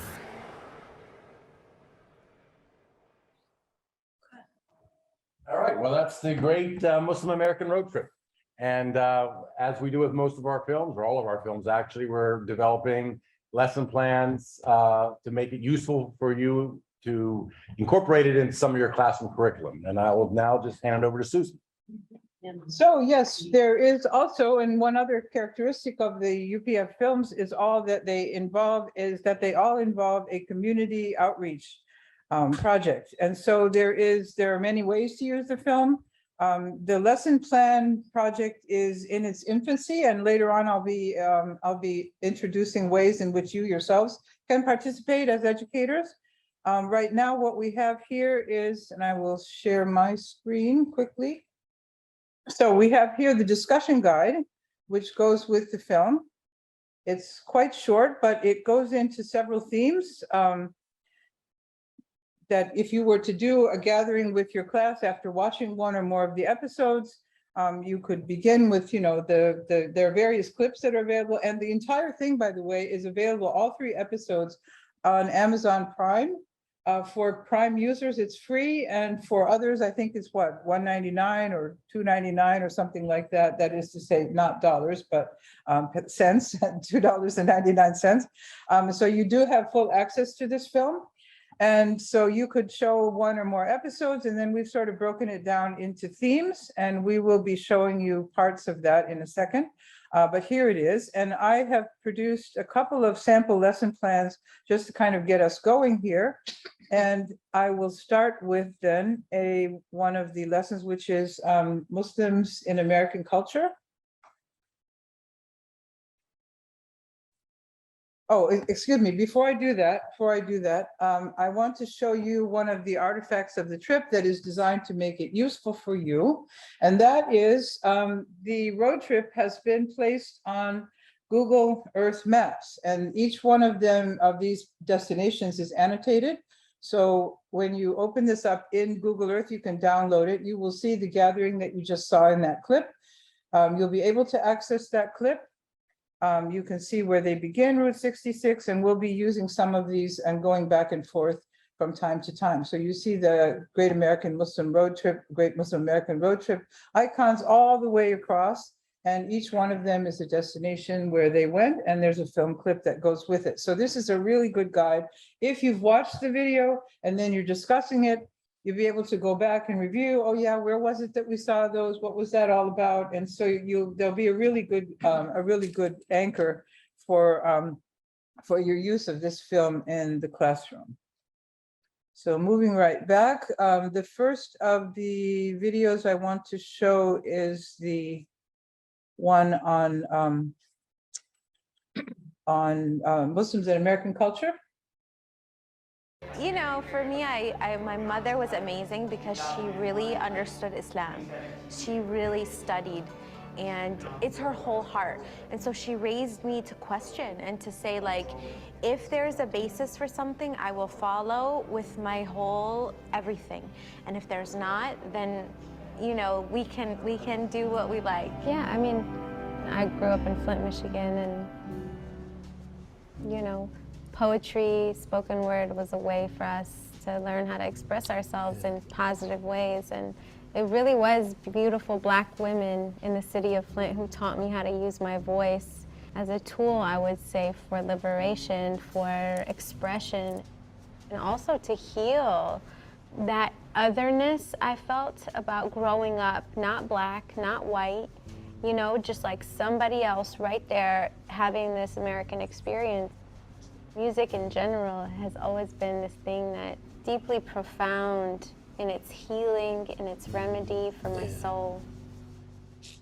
Like, I am the epitome of like Midwestern, but people still look at me and they see terrorist just because I have family in Pakistan. They want me to go back to Pakistan, Right. Like, I was born in Kansas. When I saw your video, it made me feel like I had somebody there. Like, I felt seen Like I'm obviously not a hijabi, but I do understand like some of the, and I also am like covered up or not. Yeah, that was my favorite. I was about to pull that up. That was my favorite line. I loved that. That was the covered up or not. Don't ever take us for granted. Yeah, I loved that line. That made me like giddy. I loved that line. Covered up or not, don't ever take us for granted. Islam really freed him up, which is why he was able to take the stands that he took, make the sacrifices that he took. And he said they weren't sacrifices because he wanted to stand up for his faith. My name is Muhammad. Y'all keep calling me Cassius. I'm tired of telling you. You know, you're intelligent. My name is Muhammad Ali, not Cassius. Champ, Liston hopes you don't have another hernia operation. See, now you rather say Champ than Muhammad, see? I've watched him be so kind and loving and empathetic with all types of people, whether it's a homeless person or a dignitary in a country. And I do believe just that daily manner that he had with people, the empathy that he had, understanding, I think it helped Allah subhanahu wa ta'ala guide him in the right way. And a lot of times we look for spirituality out here, but it's just your daily interactions with people. In the mundane. Did you ever play with any Muslim artists? Oh yeah, I've had a lot of Muslim musicians in my band. A lot of people think that, well, Muslims don't like music. Well, that's far from the truth. There are a lot of famous people who are also Muslims. Let me give you an example. Art Blakely. Art Blakey is a drummer.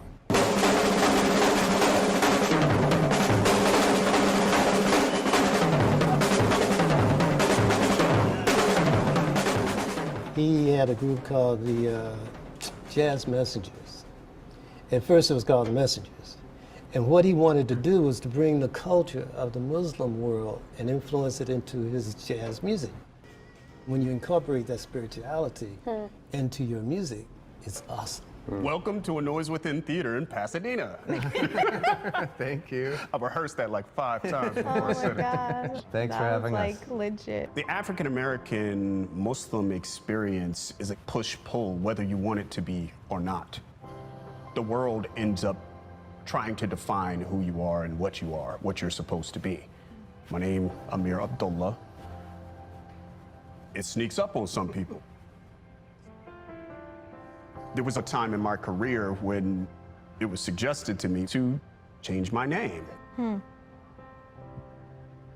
Islam is extremely important to me, not to be flaunting it or flouting it. It's the small things for me are the things that I hope that people would notice as Muslim or define as being Islamic. It's not huge sweeping gestures. Uniquely in the theater, there's very little presence that gets a full featured representation of Islam on the stage. And what is out there is pretty problematic. Precisely. And that's what all of us as Muslim artists are up against on the external, but from the internal, even harder. You ask yourself, who am I? And as an African-American Muslim, your Muslimness gets questioned, your Blackness gets questioned, your Americanness gets questioned. It comes You're from never everywhere. enough. You're never enough. You're never enough. And I was thinking about myself, you know, and the people who have come before us, how we're really just like standing on their shoulders. Okay, I'm going to go back to sharing again and show you a little bit about where that comes from. So on the road trip, they land, and you can see this here on the side when you open the project. They are speaking to Leon Rollerson, who owns a jazz club, and he is speaking at great length about the incredible connections between jazz music and Africa and the Islamic spiritual experience. It's quite amazing. In fact, last year, for Black History Month, we had Preacher Moss, who gave a really great talk for about an hour on the connections. And we were fortunate in the Zoom meeting that we had a couple of musicians on there. So it was really nice. In fact, one of them hadn't been paying attention to the workshop. His wife's a teacher. He came out of the basement from doing some work. He said, hey, what's going on here? And so we stayed over and he gave us some insight. So again, it's all very accessible and they've put integrated these clips with it. So that's where that one came from. Another one that you saw was the young girl who was talking about integration. That was in a community in Joplin, Missouri, that was having a picnic that they dropped in on, was all physicians, all doctors of medicine, different fields, and their children. And then they spoke also about how they had worked on relief and treating the people who were affected by the Joplin, Missouri tornado that went through a few years prior. And so there's all these just amazing, amazing trips. I have produced a sort of sample lesson plan. And again, we'll be talking about this shortly. 1 second, I need to share the right one. Okay, so Mona is a poet. You saw very, very brief clips from there. So I put together a lesson here that is accessible in the workshop folder that I shared with you online. So a major theme of the road trip is the Muslim American experience expressed through stories of immigrants and indigenous American Muslims who are fully integrated. I use the word indigenous because I mean, although there are plenty of Native Americans who are also Muslim, but I mean in this case, Euro-Americans and African-American Muslims who are fully integrated into their communities and into the legacy of the United States through their values, culture, and self-expression. These stories highlight the thresholds and challenges of Muslim identity as quote unquote real Americans. Mona Haydar is a poet and musician who wrestles with and discusses with people she and her husband, Sebastian Robins, meet on the road trip. She expresses that she feels the challenge, just as you saw this actor doing, in her multifaceted identity, and speaks of never being enough American, enough of a Muslim, enough of a woman, enough of an artist. And so one of her most famous songs, which won acclaim as a feminist anthem, is Wrap My Hijab. So I'm going to show you the whole thing there.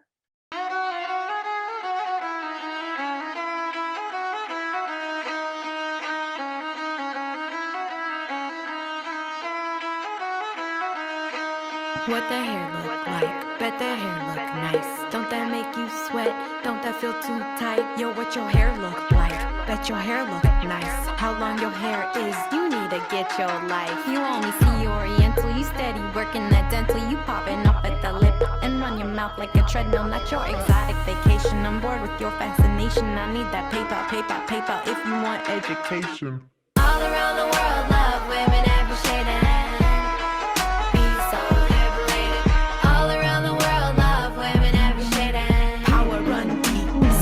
if you hate it, I still wrap my hijab, wrap my hijab, wrap my hijab, wrap my hijab. Keep swagging my hijab, swagging my hijab, swagging my hijab, swagging my hijab. Me and my hijabi ladies, we was born in the 80s, so pretty like the Euphrates and party like some Kuwaitis, deeper than some diplomas, current like some hot yoga, taking back the misnomers and teleporting through trauma, teleporting through trauma, teleporting through trauma. I've been stacking my karma, Nefertiti, no drama. Make a feminist planet, woman haters get banished. Covered up or not, don't ever take us for granted. All around the world, love women every shade and be so liberated. All around the world, love women every shade and power run deep. So even if you hate it, I still wrap my hijab, wrap my hijab, wrap my hijab, wrap my hijab. Keep swagging my hijab, swagging my hijab, swagging my hijab, swagging my hijab. I still wrap my hijab, wrap my hijab, wrap my hijab, wrap my hijab. Keep swagging my hijab, swagging my hijab, swagging my hijab, swagging. You're just jealous of my sisters, these mipsters, these hippies, these prissies, these Sufis, these dreadies, these Sunnis, these Shi'is, Yemenis, Somalis, Lebanese, Pakistanis, these Sudis, Sudanis, Iraqis, Punjabis, Afghanis, Yazidis, Khalijis, Indonesians, Egyptians, Canadians, Algerians, Nigerians, Americans, Libyans, Tunisians, Palestinians, hidden beyond the Mekong and Laos, Senegalese and Burkina Faso.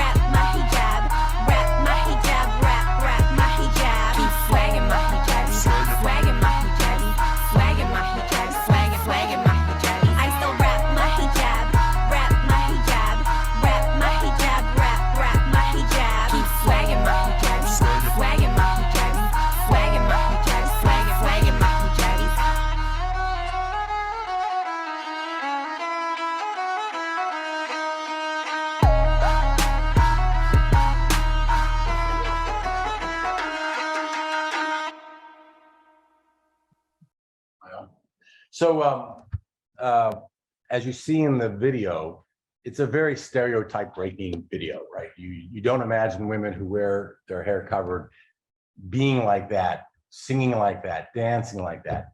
And Mona and Sebastian, her husband Sebastian, I mean, they themselves are big stereotype breakers throughout the entire series. And I might also point out, some of you, probably most of you, noticed that she was pregnant, and that was a choice that she took. I mean, she was given the option, or maybe even encouraged to delay making the music video until after she delivered. But again, in breaking a stereotype of music videos where everyone's always sleek and perfect, she just wanted to show herself as a woman, and in this case, as a woman who was pregnant. So that was also incorporated into the stereotypes that she was trying to break in that video and other videos, which we show excerpts of throughout the film. So I'd like to take it to you people to see if you were showing this film in any kind of gathering, whether a community group or your classroom, what are some of the things that come up for you? And then I will show you what discussion questions I came up with. Who would like to suggest a question that would arise if you showed this film to your group of learners? Take the plunge. Kelsey. Hi, I would probably ask my students, like, what themes are they noticing visually, right? Because like, obviously, like visually, there's like, you tell a story through your visuals. I'd ask them to like, what patterns are you noticing in terms of like the like mise en scène, like in terms of like the color schemes, the actions, the expressions that are on their faces. And then I, of course, ask my students to like think like lyrically, like what are the themes in her lyrics as well. Okay, thank you very much for that. Who else would like to suggest a question that would arise from watching that video, music video? I would ask this, which I did yesterday for a Jewish issue. I would ask, do you see your parents in this video? Because you know, I like the fact that they're naming the different nationalities and even the hip hop cultures. So if you can identify with that person and be tender and careful and gingerly with your parent, why can't you extend that same kind of treatment to some of those type of girls that you would see on the street? Great question, great question. Anyone else? I think there's a lot that she offers in the lyrics that are like sort of direct confrontations to probably, you know, things that she has heard, you know, isn't it hot? And what does your hair look like? And I would encourage students to maybe do some inquiry and research into, you know, the stereotypes that she's confronting, the sort of international treatment of hijab and the conversation about autonomy and feminism around hijabi women, along with all the different types of styles that we saw in the video, which I think is really exciting. Okay, great. One of my first questions is, to whom does her song speak? What do you think for an answer for that question? To whom is she speaking in her song? I think for me, I think especially with COVID and pollution and climate issues, I think she's definitely speaking to all women. When, you know, when I cover my hair, or when I wear a mask, or when I wear a long dress with leggings underneath it, you know, I don't have to worry about the dry skin on the calves or the ankles is bad. You know, I don't have to, you know, get on Flutinace or anything. I have more time. You know, I have very dry, low porosity hair, so I have more time to wash it. So I can go beyond 10 days. I don't have to worry about, you know, a scent or oil falling into my face, creating bumps. And so I think, especially in this age, I didn't see it when I was younger, but in this age, I think she could speak to every single female about modesty. Great question. Because it's a good health issue with the health crisis, because I have no other choice but to be modest. And I always would, once my hair, you know, because people pay attention to your hair, and I have very long hair. And so used to keep it covered, and I was someplace where they didn't want it covered. And because it's so long, I wanted to keep it covered so they wouldn't look at me. But modesty is the best because they will be looking at something else other than your capabilities to work in that workplace and your heart that's on your chest. So with the health crisis, this is this definitely speaking to everybody. You mentioned karma at the beginning of your comments. In the time when France tried to forbid people from wearing niqab, the face covering, in public, and then COVID hit, and suddenly that was And not the an Spanish issue. flu came along. See, yeah, Exactly. see, they're not listening. But I've always wanted it. But I was around a bunch of rude people that said I couldn't do that. Right. One of the other questions I came up with for this as a lesson plan is what is at stake for Muslim women wearing Islamic dress in the United States or anywhere else, especially for girls and women? What is at stake for them? Well, for one, I'm in Montgomery County, so in DMV, they'll say that you're not mourning that long, and two, they'll say you're dressed for war, because I'm tired of seeing you in black. So the thing is that, everybody may not have the same fashion sense that you have, or they may not have, the money, to wear one of those, I forget what they call those long jackets, and even long cardigans by your waist are expensive. So that's the thing. If you wear something that's uniform and simple, they're gonna feel like it's adversarial to them. But you have to be strong in some senses in your faith, because people want to make you think what they want you to think about yourself, and you can't let those monsters get in your head. Very good point. Anyone else in the online or in the room? I think it's extremely progressive because as a woman, as an American Muslim, there's so much about, as a feminist, you say, judge me. I mean, I've heard hijabi women say, judge me based on what's in my head rather than what's on my head. Yeah. And yet women who cover their hair, as you know, Susan, get too often covered by that piece of cloth on your head, and how much women feel judged by what they wear and the size of their body. And interesting on Zoom now, where people, just like now, how many of you are choosing not to show your faces for a range of reasons? And people are saying, I feel that whatever the reasons may be, that I can be more, that I can be able to have people see me and hear me based on my contributions, rather than my attributions, meaning my physical attributions. So it's very progressive. And yet I'm gonna now be very stereotypical Western culture dominance. Boxes women who cover their hair in a box, that they are oppressed and submissive, uneducated, all of those stereotypes. So this video could really spark a great deal of discussion in the classroom. Yes. And get students to think about how are you yourself impacted by stereotypes based on the color of your skin, or based on how the size of your body, or get them to talk about stereotypes that you yourself are impacted by.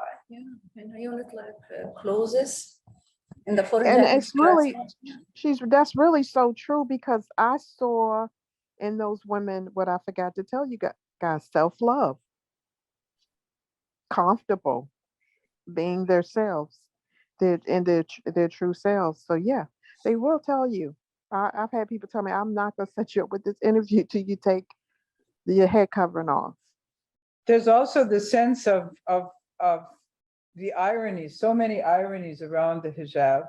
The protests that are going on now in Iran are about, the government trying to enforce a degree of hijab on people. In that same country, under the Shah, women were forbidden from wearing hijab, and the police were empowered, and the same thing in Turkey, were empowered to pull off, elderly women's hijab because they wanted to have this progressive, supposedly progressive way. And so the motives of women in wearing hijab have been impugned in different ways to say, well, you're doing that to assert your identity, or you're doing that to, to be ideological. You're making a political statement. Well, no, if it's an expression of piety, it's an expression of choice, it's an expression of autonomy.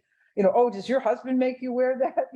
Well, then this whole flashpoint idea that there were regimes that forced people not to wear it, and now there are some regimes forcing women to wear it. Why does all of this congeal around women? And we're not immune from that in the United States either, because we have, the whole issue of family planning and women's autonomy and rights to make certain decisions, which, by the way, is also a religious freedom issue, because not everybody, even who is not casually in favor of abortion, at the same time, different religions have different rules about that. And no one's really having that conversation that it's also a religious liberty issue in the United States that's surrounding this whole thing. So I have one more video from her that is quite remarkable. It's about attitudes toward Muslims that grow out of long-running stereotypes with origins in the 19th century, which have morphed into forms characterized by Islamophobia today.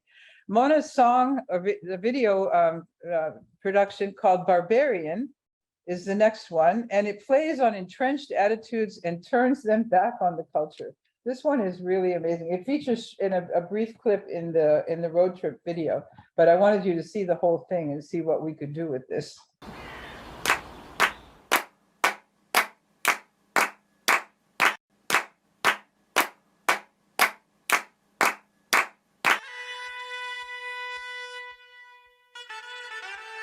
If they're civilized, I'd rather stay savage.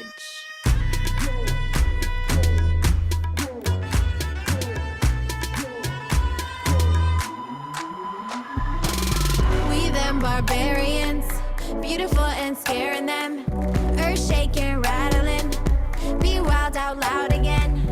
We them barbarians, jasmine and frankincense, feminine invading them, beautiful barbarians. Say it again, beautiful barbarian. Say it again, beautiful barbarian. Beast before, now they wanna be wearing my skin.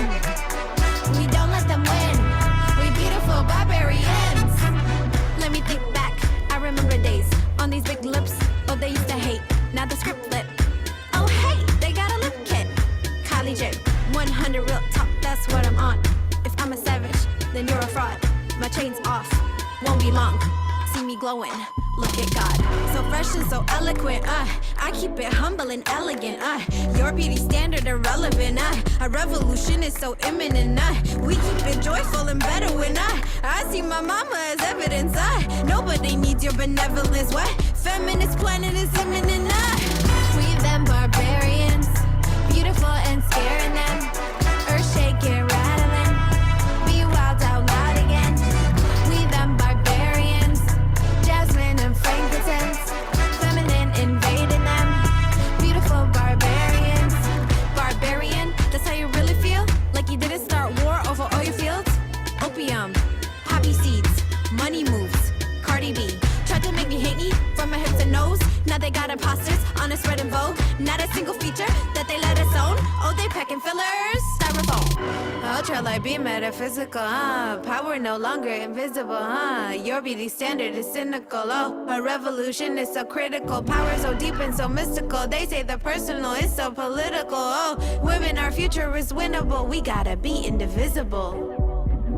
We them barbarians, beautiful and scaring them, earth shaking, rattling, be wild out loud again.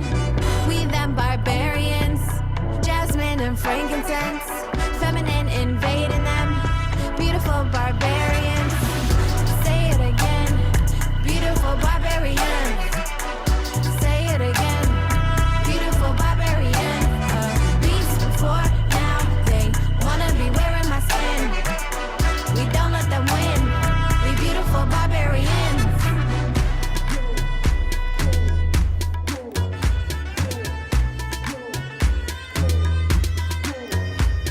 This nose, decolonize. This hair, decolonize. This skin, decolonize. This body, decolonize. This mind, decolonize.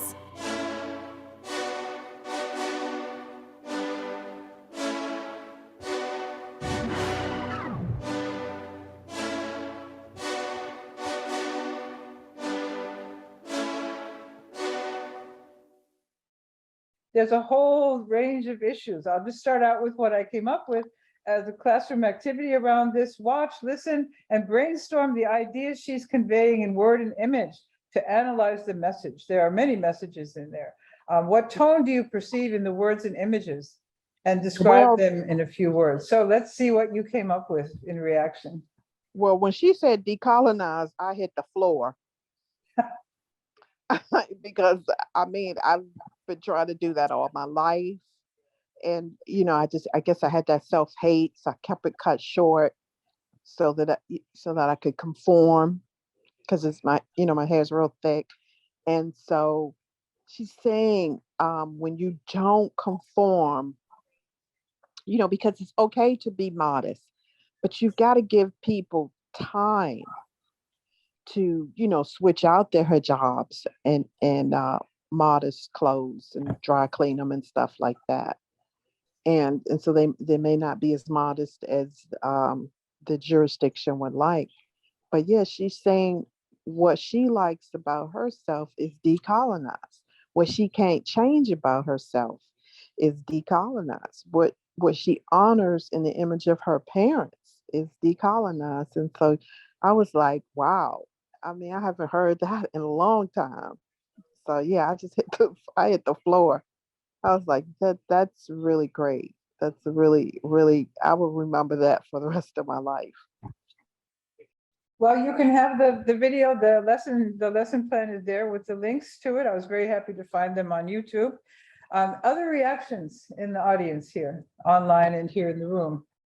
I found this video to be really, I don't know, it was very aesthetically pleasing. I loved all just like the colors, and it felt very celebratory, even though like there clearly were, like in terms of diction, right? Like the words were, they could be like triggering, right, to kiddos if like they're hearing like barbarian, like they might feel that, like they might have like a harsh reaction to that, but like really it's about like taking these words and showing them like this word does not have power over you, that you are more than a barbarian, a beast, or excuse me, all these other words that do have like a negative connotation that's been used towards people of color, folks from the Middle East, right? So I think it's just like, I found this to be really empowering, and I would love to definitely use this as a way to like talk about language and like, what are these words using? How do we talk about these stereotypes, and how has it evolved through our history, right? Because it's like, it's no coincidence that like barbarians were like the word barbarian comes from like babar, and like barb meaning beard, and that was like what was used towards Middle Eastern folks, and they like were coming over, just to, during old colonial times in Europe and all of that. So I'm like, I think it would just be a really great time to examine language and the power of language, but how they're taking that power back to themselves and say like, we will not be defined by these words. And that word even goes back in its etymology to the Greeks, what they thought of the people who were outside of their sort of city-state, sophisticated little worlds. And so there's a lot of history in this film that is just, put in such amazing ways. Other responses to it from people online or here? You think anybody would be negatively shocked by watching that video? Especially in the atmosphere we have now in classrooms about offending people? Definitely. But- No, go ahead, Not Kelsey. particular. Oh, sorry. Yeah, for my classroom, not particularly, especially because this year we've been kind of leading our conversations about like what is the importance of like building community and learning from each other and not coming from a place of fear, but coming from a place of love. Like we should always come from a place of compassion because that's like that's how we can move forward as people, right? But it also, I mean, especially in this era of like banned books, and we recently just saw like a banned book hysteria over in Dearborn, and so like my kids have been very vocal about their concerns about people being too sensitive to things, and they're like, but why do we have to take things so personally if we can just understand, like if we just try to unpack the history, if we try to look into a little bit deeper, we don't need to take everything to the chest, but like we can learn from it and move on and try to be better people to each other after that, right? So I think my kids would really enjoy this. Great. Other people here? We have 2 stars today that have been sharing their light with us the whole time. Anybody else want to give a reaction? I think there's a lot of going on in the chat. I'm not following right now. I'll look at it as I can. There was a lot in there woven into the video of appropriation, cultural appropriation. But it's a little bit turned around. Okay, Dawn. Dawn is saying, I really like their unapologetic expressions, fighting their misnomers of culture and gender. I'm just pulling up the chat to finish that comment. Yeah, it's revolutionary. And she's very much celebrated as a revolutionary person rapping. But the idea we were just talking about in the earlier video about the personal characteristics and hair and the shape of her lips and her body. And by the way, you notice that she's now had the child, and so she's holding the baby in this video. I think her child is now like 2 or 3 years old. But the idea that these things that you sneered at us for are now beauty ideals that people are doing, quote unquote, having work done to enhance the size of their lips and to darken their skin with all kinds of things. Yeah, so okay, decolonize would raise eyebrows at certain schools. Too many administrations aren't ready to have a discussion. Although, we have to face facts. These are real words, real times. There's plenty of historical evidence that decolonizing didn't just mean that empires were casting off their colonies or having them wrenched from them by independence movements, but also what was the residue of colonial mentalities when people were accused of being, just a bit above savagery, and that therefore their lives were dispensable in colonization, or that their culture wasn't worth preserving, as happened in many cases. Anyone else want to make a comment? I'll move on otherwise to the next video, which is a group that is mentioned in the road trip and very briefly experiences a clip. This video has a very different tone. And I will say that this is a group called Native Dean, in which one of the 3 men who run this group are actually youth leaders in various communities in the United States. One of them was here in Virginia area at Adams Center, and now is, I believe, in North Carolina, Western North Carolina. So this is the song video called I'm Not Afraid to Stand Alone. Tells the story of identity in the faces of challenges of being different, but with a very, very different tone.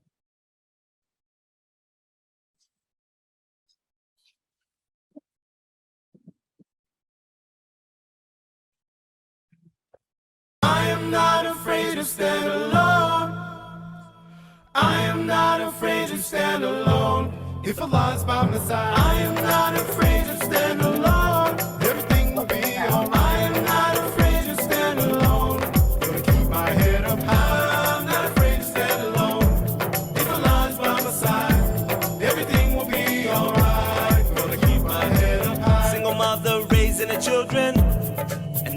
Muslim. Started praying and wearing a headscarf. It was a healing for her heart, struggling with no one to lean on. But with prayer she would be strong. Had a job and then she was laid off. Got a better education and it paid off. She was called for a job that she dreamed of. Close by, great pay, she was in love. They brought her in, told her she's the #1 pick. You got the job, but you gotta lose the outfit. It's a tough position that you put me in, cause I've been struggling with my 2 children. But I continue looking for a job again. My faith and my religion I will never bend. I am not afraid to stand alone. I am not afraid to stand alone. If Allah's by my side, I am not afraid to stand alone. Everything will be alright. I am not afraid to stand alone. Gonna keep my head up high. I'm not afraid to stand alone. If Allah's by my side, everything will be alright. Gonna keep my head up high. Not afraid to stand alone. If Allah's by my side, everything will be alright. Gonna keep my head up high. Peer pressure, they were insisting, and I was resisting. Some days I felt I was giving, just wanted to fit in. I know when I'm praying and fasting, they be teasing and laughing. So I call on my Lord for the power, for the strength every day, every hour. One day there's a new Muslim teacher, single mom and the people respect her. Just seeing the strength I get stronger. They can break my will no longer. You don't see me sweating when they Jones cracking. Never see me cursing with my pants sagging. I ain't never running, yo, I'm still standing. I ride with the Lord to the very end. I am not afraid to stand alone. I am not afraid to stand alone. If Allah's by my side, I am not afraid to stand alone. Everything will be alright. I am not afraid to stand alone. Gonna keep my head up high. I'm not afraid to stand alone. If Allah's by my side, everything will be alright. Gonna keep my head up high. I'm a tough one who can bear their blows. The rest play dumb, they don't dare say no. Scared of being shunned by the peers they know, but I ain't gonna run, I ain't scared no more. These sisters be resolute, never stress when the rest say they wasn't cute. And they get the respect of the other youth. Come best with the dress, you know that's the truth. These sisters are strong, gotta hand it down. So me, I'm a brother, gotta stand my ground. I ain't gonna shudder when the gang's around. Peer pressure, whatever, it's my planet now. Others may fall, I'ma hold my own. With the help of Allah, I'll be strong as stone. And I'ma be brave, let Islam be shown. Cause you know I ain't afraid to stand alone.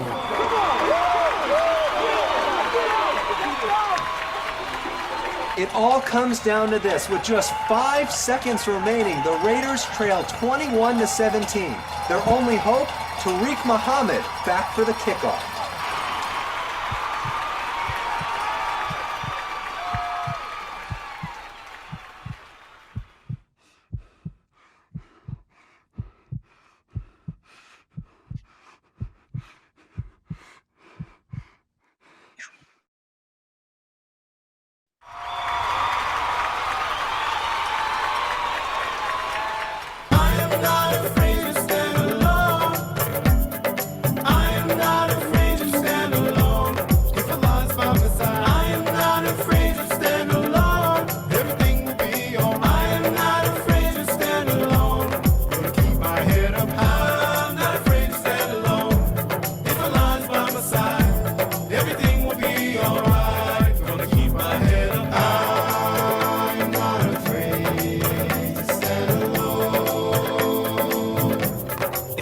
By my side, I'm not afraid to stand alone. I'm not afraid to stand alone. Gonna keep my head up high. I'm not afraid to stand alone. I'm not afraid to stand alone. If Allah's by my side, I'm not afraid to stand alone. I'm not afraid to stand alone. Gonna keep my head up high.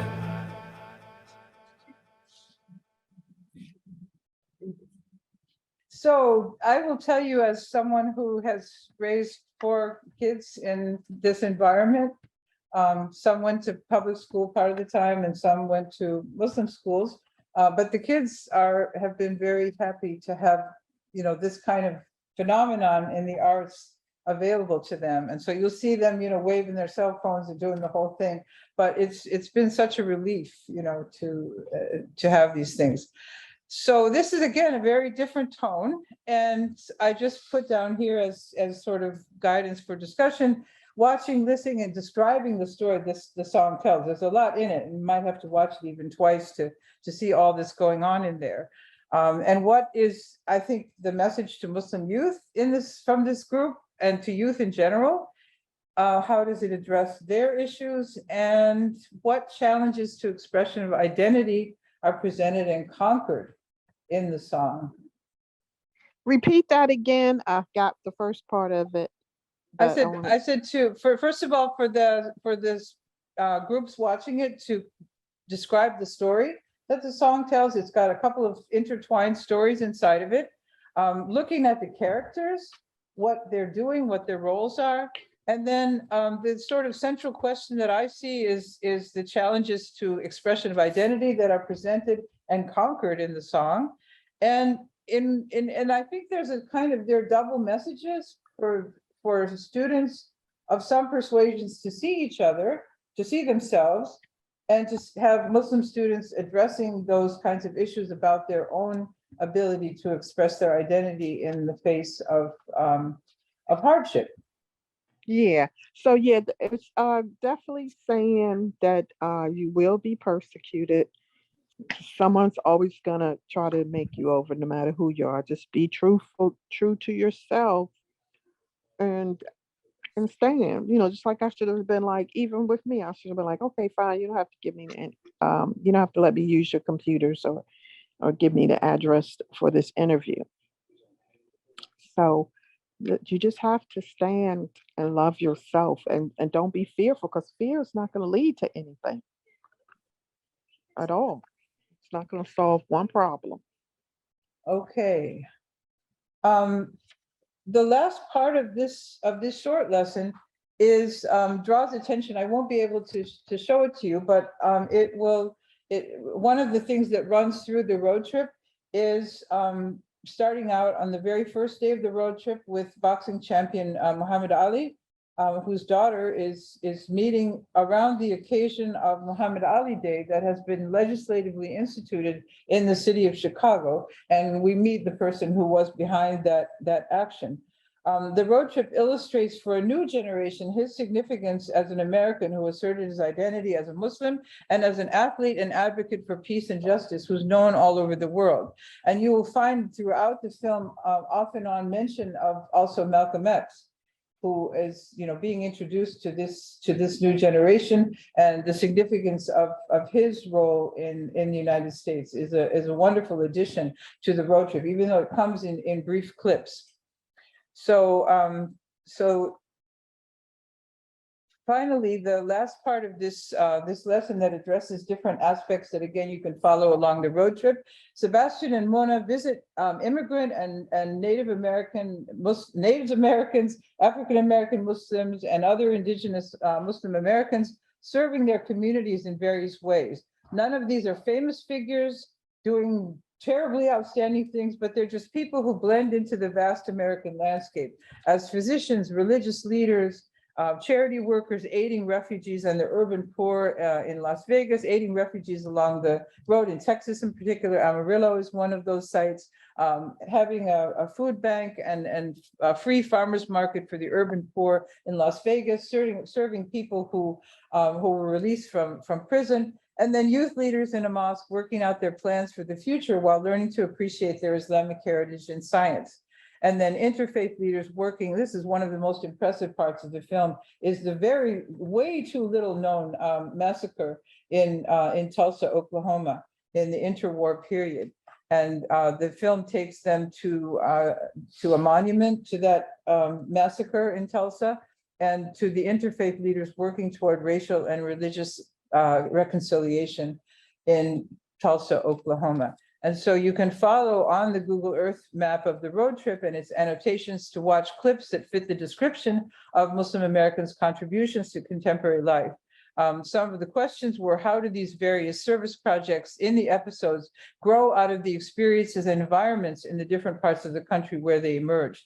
How do these community members respond to the needs of their communities? And how do the contributors themselves relate their calls to action and work to their religious values in the episodes? So it really gives you an overview of some stories of immigrants who are themselves refugees, coming to serve refugees, people explaining to Mona and Sebastian and to one another about what it is about their Islamic values that encourages them to do this kind of work. And then turning it outward to, community discussion, what values inspire your listeners, your group to whom you're teaching this material, to step forward to address local needs, and what worthy projects in your community have inspired you.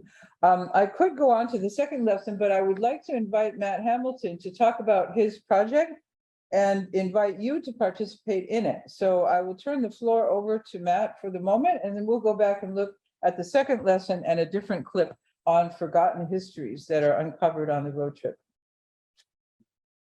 Thank you. Yeah, so I talked a little bit about my role earlier, but I started with PBS and the Michigan Learning Channel, which I shared earlier, just in case anybody has joined since this morning.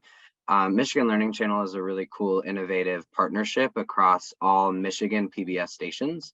And so I get the privilege of essentially running statewide programming. And a lot of what I get to do is supporting educators in bringing media education and PBS resources and learning materials into their classrooms to support students. And I took this job. I came out of the classroom and I started this role actually right at the beginning of the summer this past year when the Muslim Road Trip was coming out on PBS. And so it came out over the summer, schools were not in session, but I knew that something needed to happen with it. And one of the cool things that happened in Detroit in particular was our Detroit station, Detroit Public TV, has a show called One Detroit, where they highlight kind of local issues and local folks who are doing cool stuff. And because Mona and Sebastian actually live in Ann Arbor, which is close to Detroit, and it's in the DPTV region, they featured the two of them as part of the sort of local special around the film. So when it was coming out in July, they did a local news special that says this film's coming to PBS, and we happen to be able to showcase an interview with the two stars. And I was excited because the host of that show sort of began the interview with, hey, what an incredible show, 3-part series, Route 66, awesome, lots of historical lessons. Why didn't you spend any time in Michigan? You're both from Michigan. There's an enormous Muslim population in Michigan. What's going on? And Mona said so beautifully, I think we could do an entire show around the Muslim American experience in Michigan. And so, since then, this idea has been, sort of germinating for me, and I've had some conversations with people on the UPF team and across PBS, and I'm really excited to have, Kelsey's joining me on the call here, and there are a couple other Detroit teachers who are going to be on board to start planning a student-led project-based initiative that's going to use the film as educational. We're going to use the discussion guide. We're going to use some of these lesson plans, but also as a model for what really high quality, interesting journalism looks like. And we're going to invite Michigan students to produce their own sort of road trip segments, showcasing and highlighting Muslim Americans across the state, and all of the amazing contributions in the same way that the film does. So one of the things I get really excited about when we get a PBS special that I can share with teachers is that duality of, this is an instructional resource, it's a documentary you can play and we can all learn from it, and it's a model, because documentary is one of the best ways we can communicate, and it's accessible and it's engaging, and we can sit for an hour and learn way more than what students often learn across a 4-week unit in school. So we're working on that. It's still in its infancy, like a lot of the other stuff we've been talking about, but I'm really grateful for the opportunity to kind of share that idea. And I think the hope, as we continue to collaborate with UPF and some of the other players, is that we're gonna sort of pilot the idea. We're gonna put some materials together to invite Michigan students to produce some of these segments in their communities. We'll be able to showcase them on the Michigan Learning Channel, and then we have that sort of direct line with PBS to figure out what it looks like then to scale it and invite the rest of you and your communities and students to participate, so that the energy of the Muslim Road Trip series is never lost. It's this ongoing invitation to continue telling contemporary stories, historical stories. You know, there's so much. And I wanna highlight too, just in case it doesn't come up the rest of today, one of my other inspiration points for this idea came directly from UPS's or UPF YouTube channel, which are they're called Road Trip Inspirations. And they're short little clips that feature additional stories across the country that are not in the film. And they're, again, informational, educational, inspirational, and great models of ways we can tell stories with media. If you'll indulge me just a little bit further, I'll also link a couple additional resources across PBS that if this is something, I think any teacher could do this.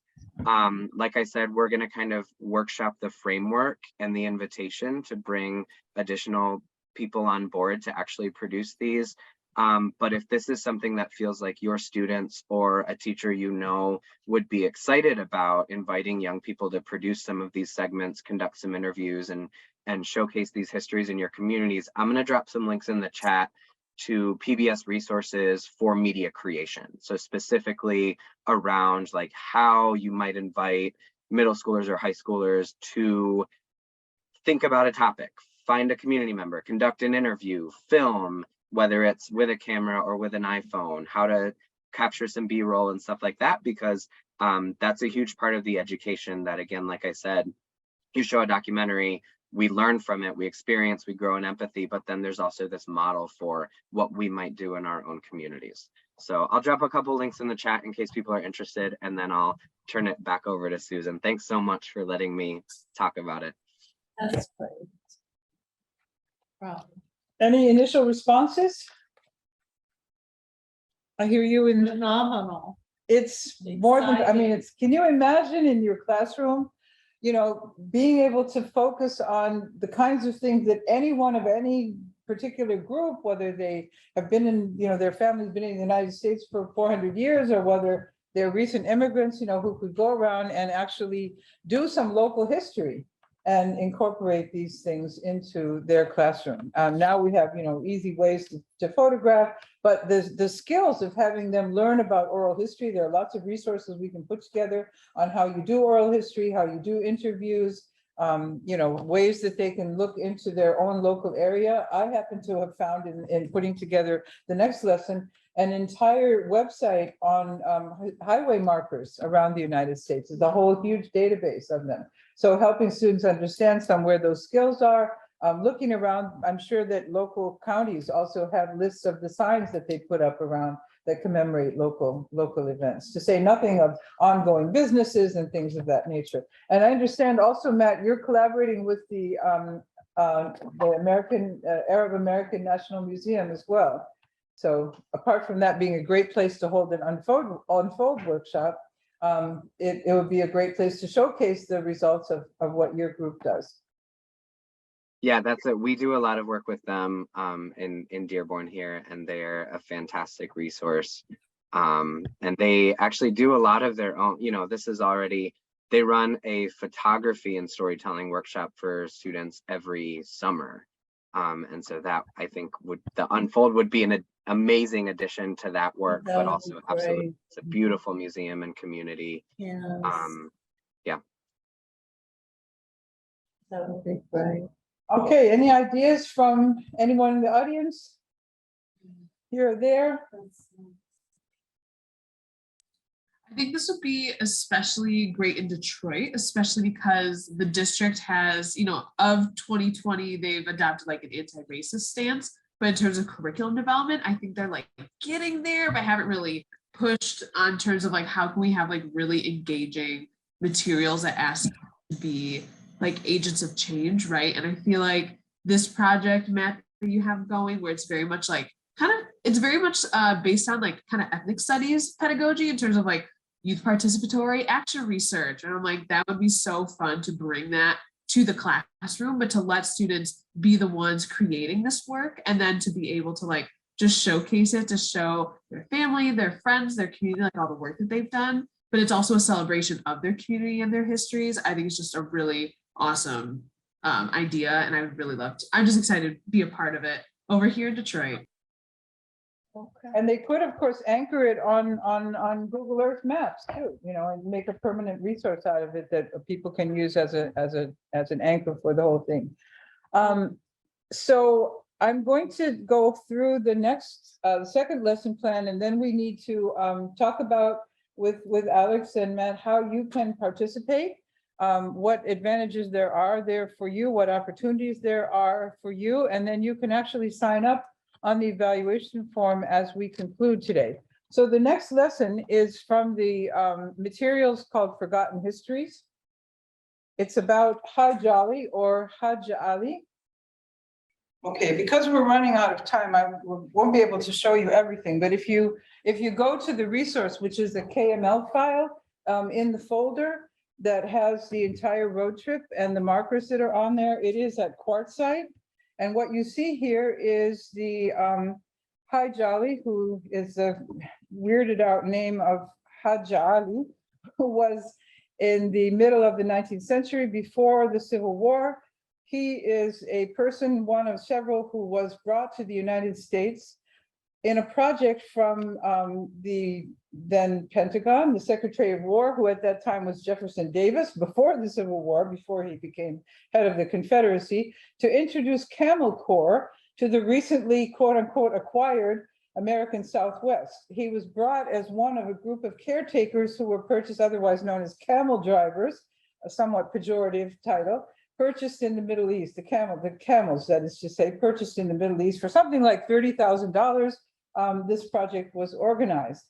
And so this is the monument that was made, and his story is quite remarkable because he and his biography are found there, and the initiative to build this monument to him in the place where he died in Quartzsite, Arizona, was that he had surveyed the last segment of Route 66, along with a crew from the US military.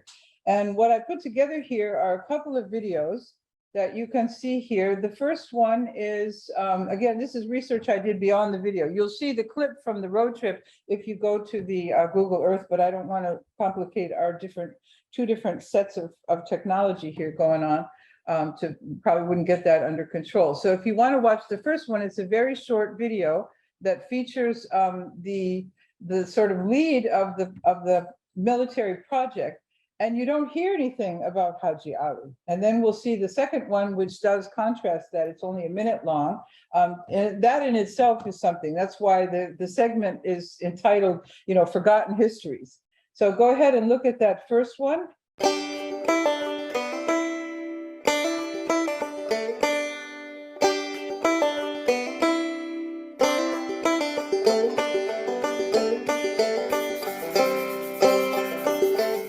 Following the gold rush, by the 1850s, pioneer families began crossing the arid interior of North America. But traditional livestock suffered in the hot, dry conditions. In the mid-19th century, American military officers, diplomats, and academics proposed the introduction of camels for use as pack animals in the U.S. desert Southwest. In response, Jefferson Davis, then Secretary of War, introduced legislation appropriating $30,000 for the purchase of camels. With congressional approval, the USS Supply made 2 voyages to North Africa and the Middle East in 1856 and 1857, returning with camels purchased in Algeria, Tunisia, Egypt, and Turkey, offloading them on the Texas Gulf Coast at the thriving port of Indianola.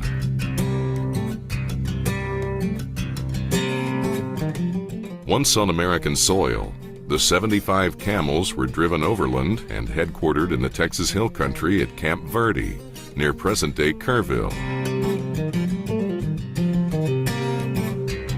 Accompanying the camels were a handful of native camel drivers, among them Greeks, Turks, and Arabs, hired to tend the animals and teach the American soldiers the art of camel handling.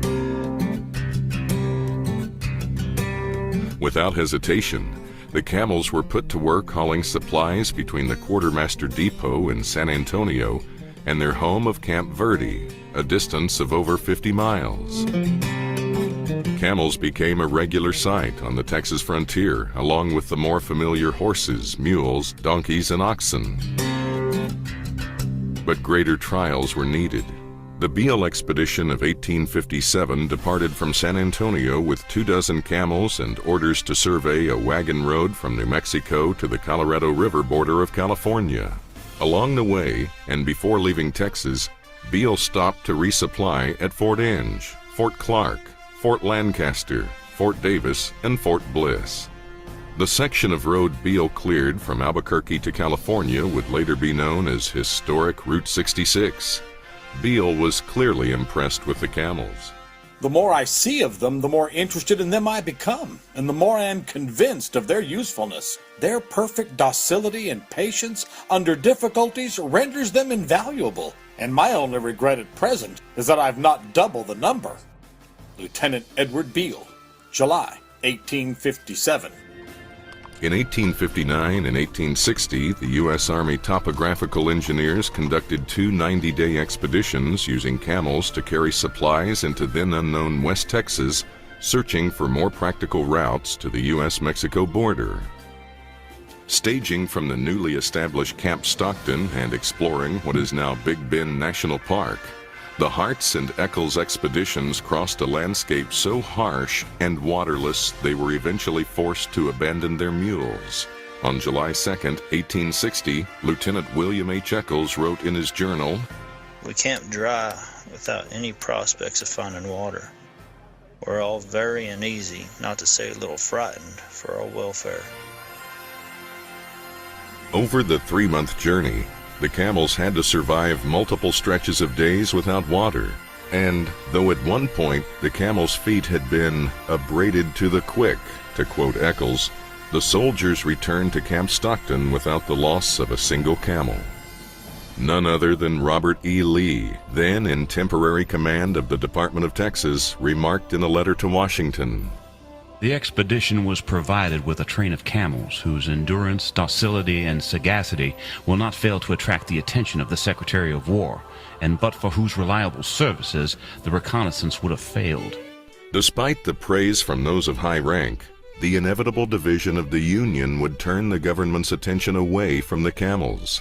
Texas aligned itself with the South, and the Confederacy took over Camp Verde along with all its assets.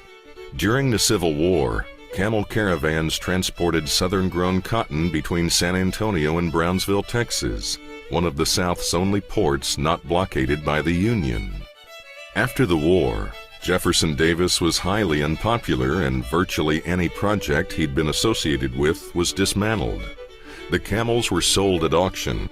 Freighting operations used Beale's camels in California, Nevada, and Arizona, and camels were put to work packing freight between Texas and Mexico. Camels even helped build the railroad out west. Ironically, it would be trains that would put an end to camel caravans crossing the American desert, but possibly no larger factor than the project's early supporter, Jefferson Davis, doomed the camels more. Perhaps a historical marker at Old Fort Stockton says it best. The camels were a practical success, but a political failure. Okay, thank you for that. And now the next one is just 1 minute, and it brings Haji Ali into the story.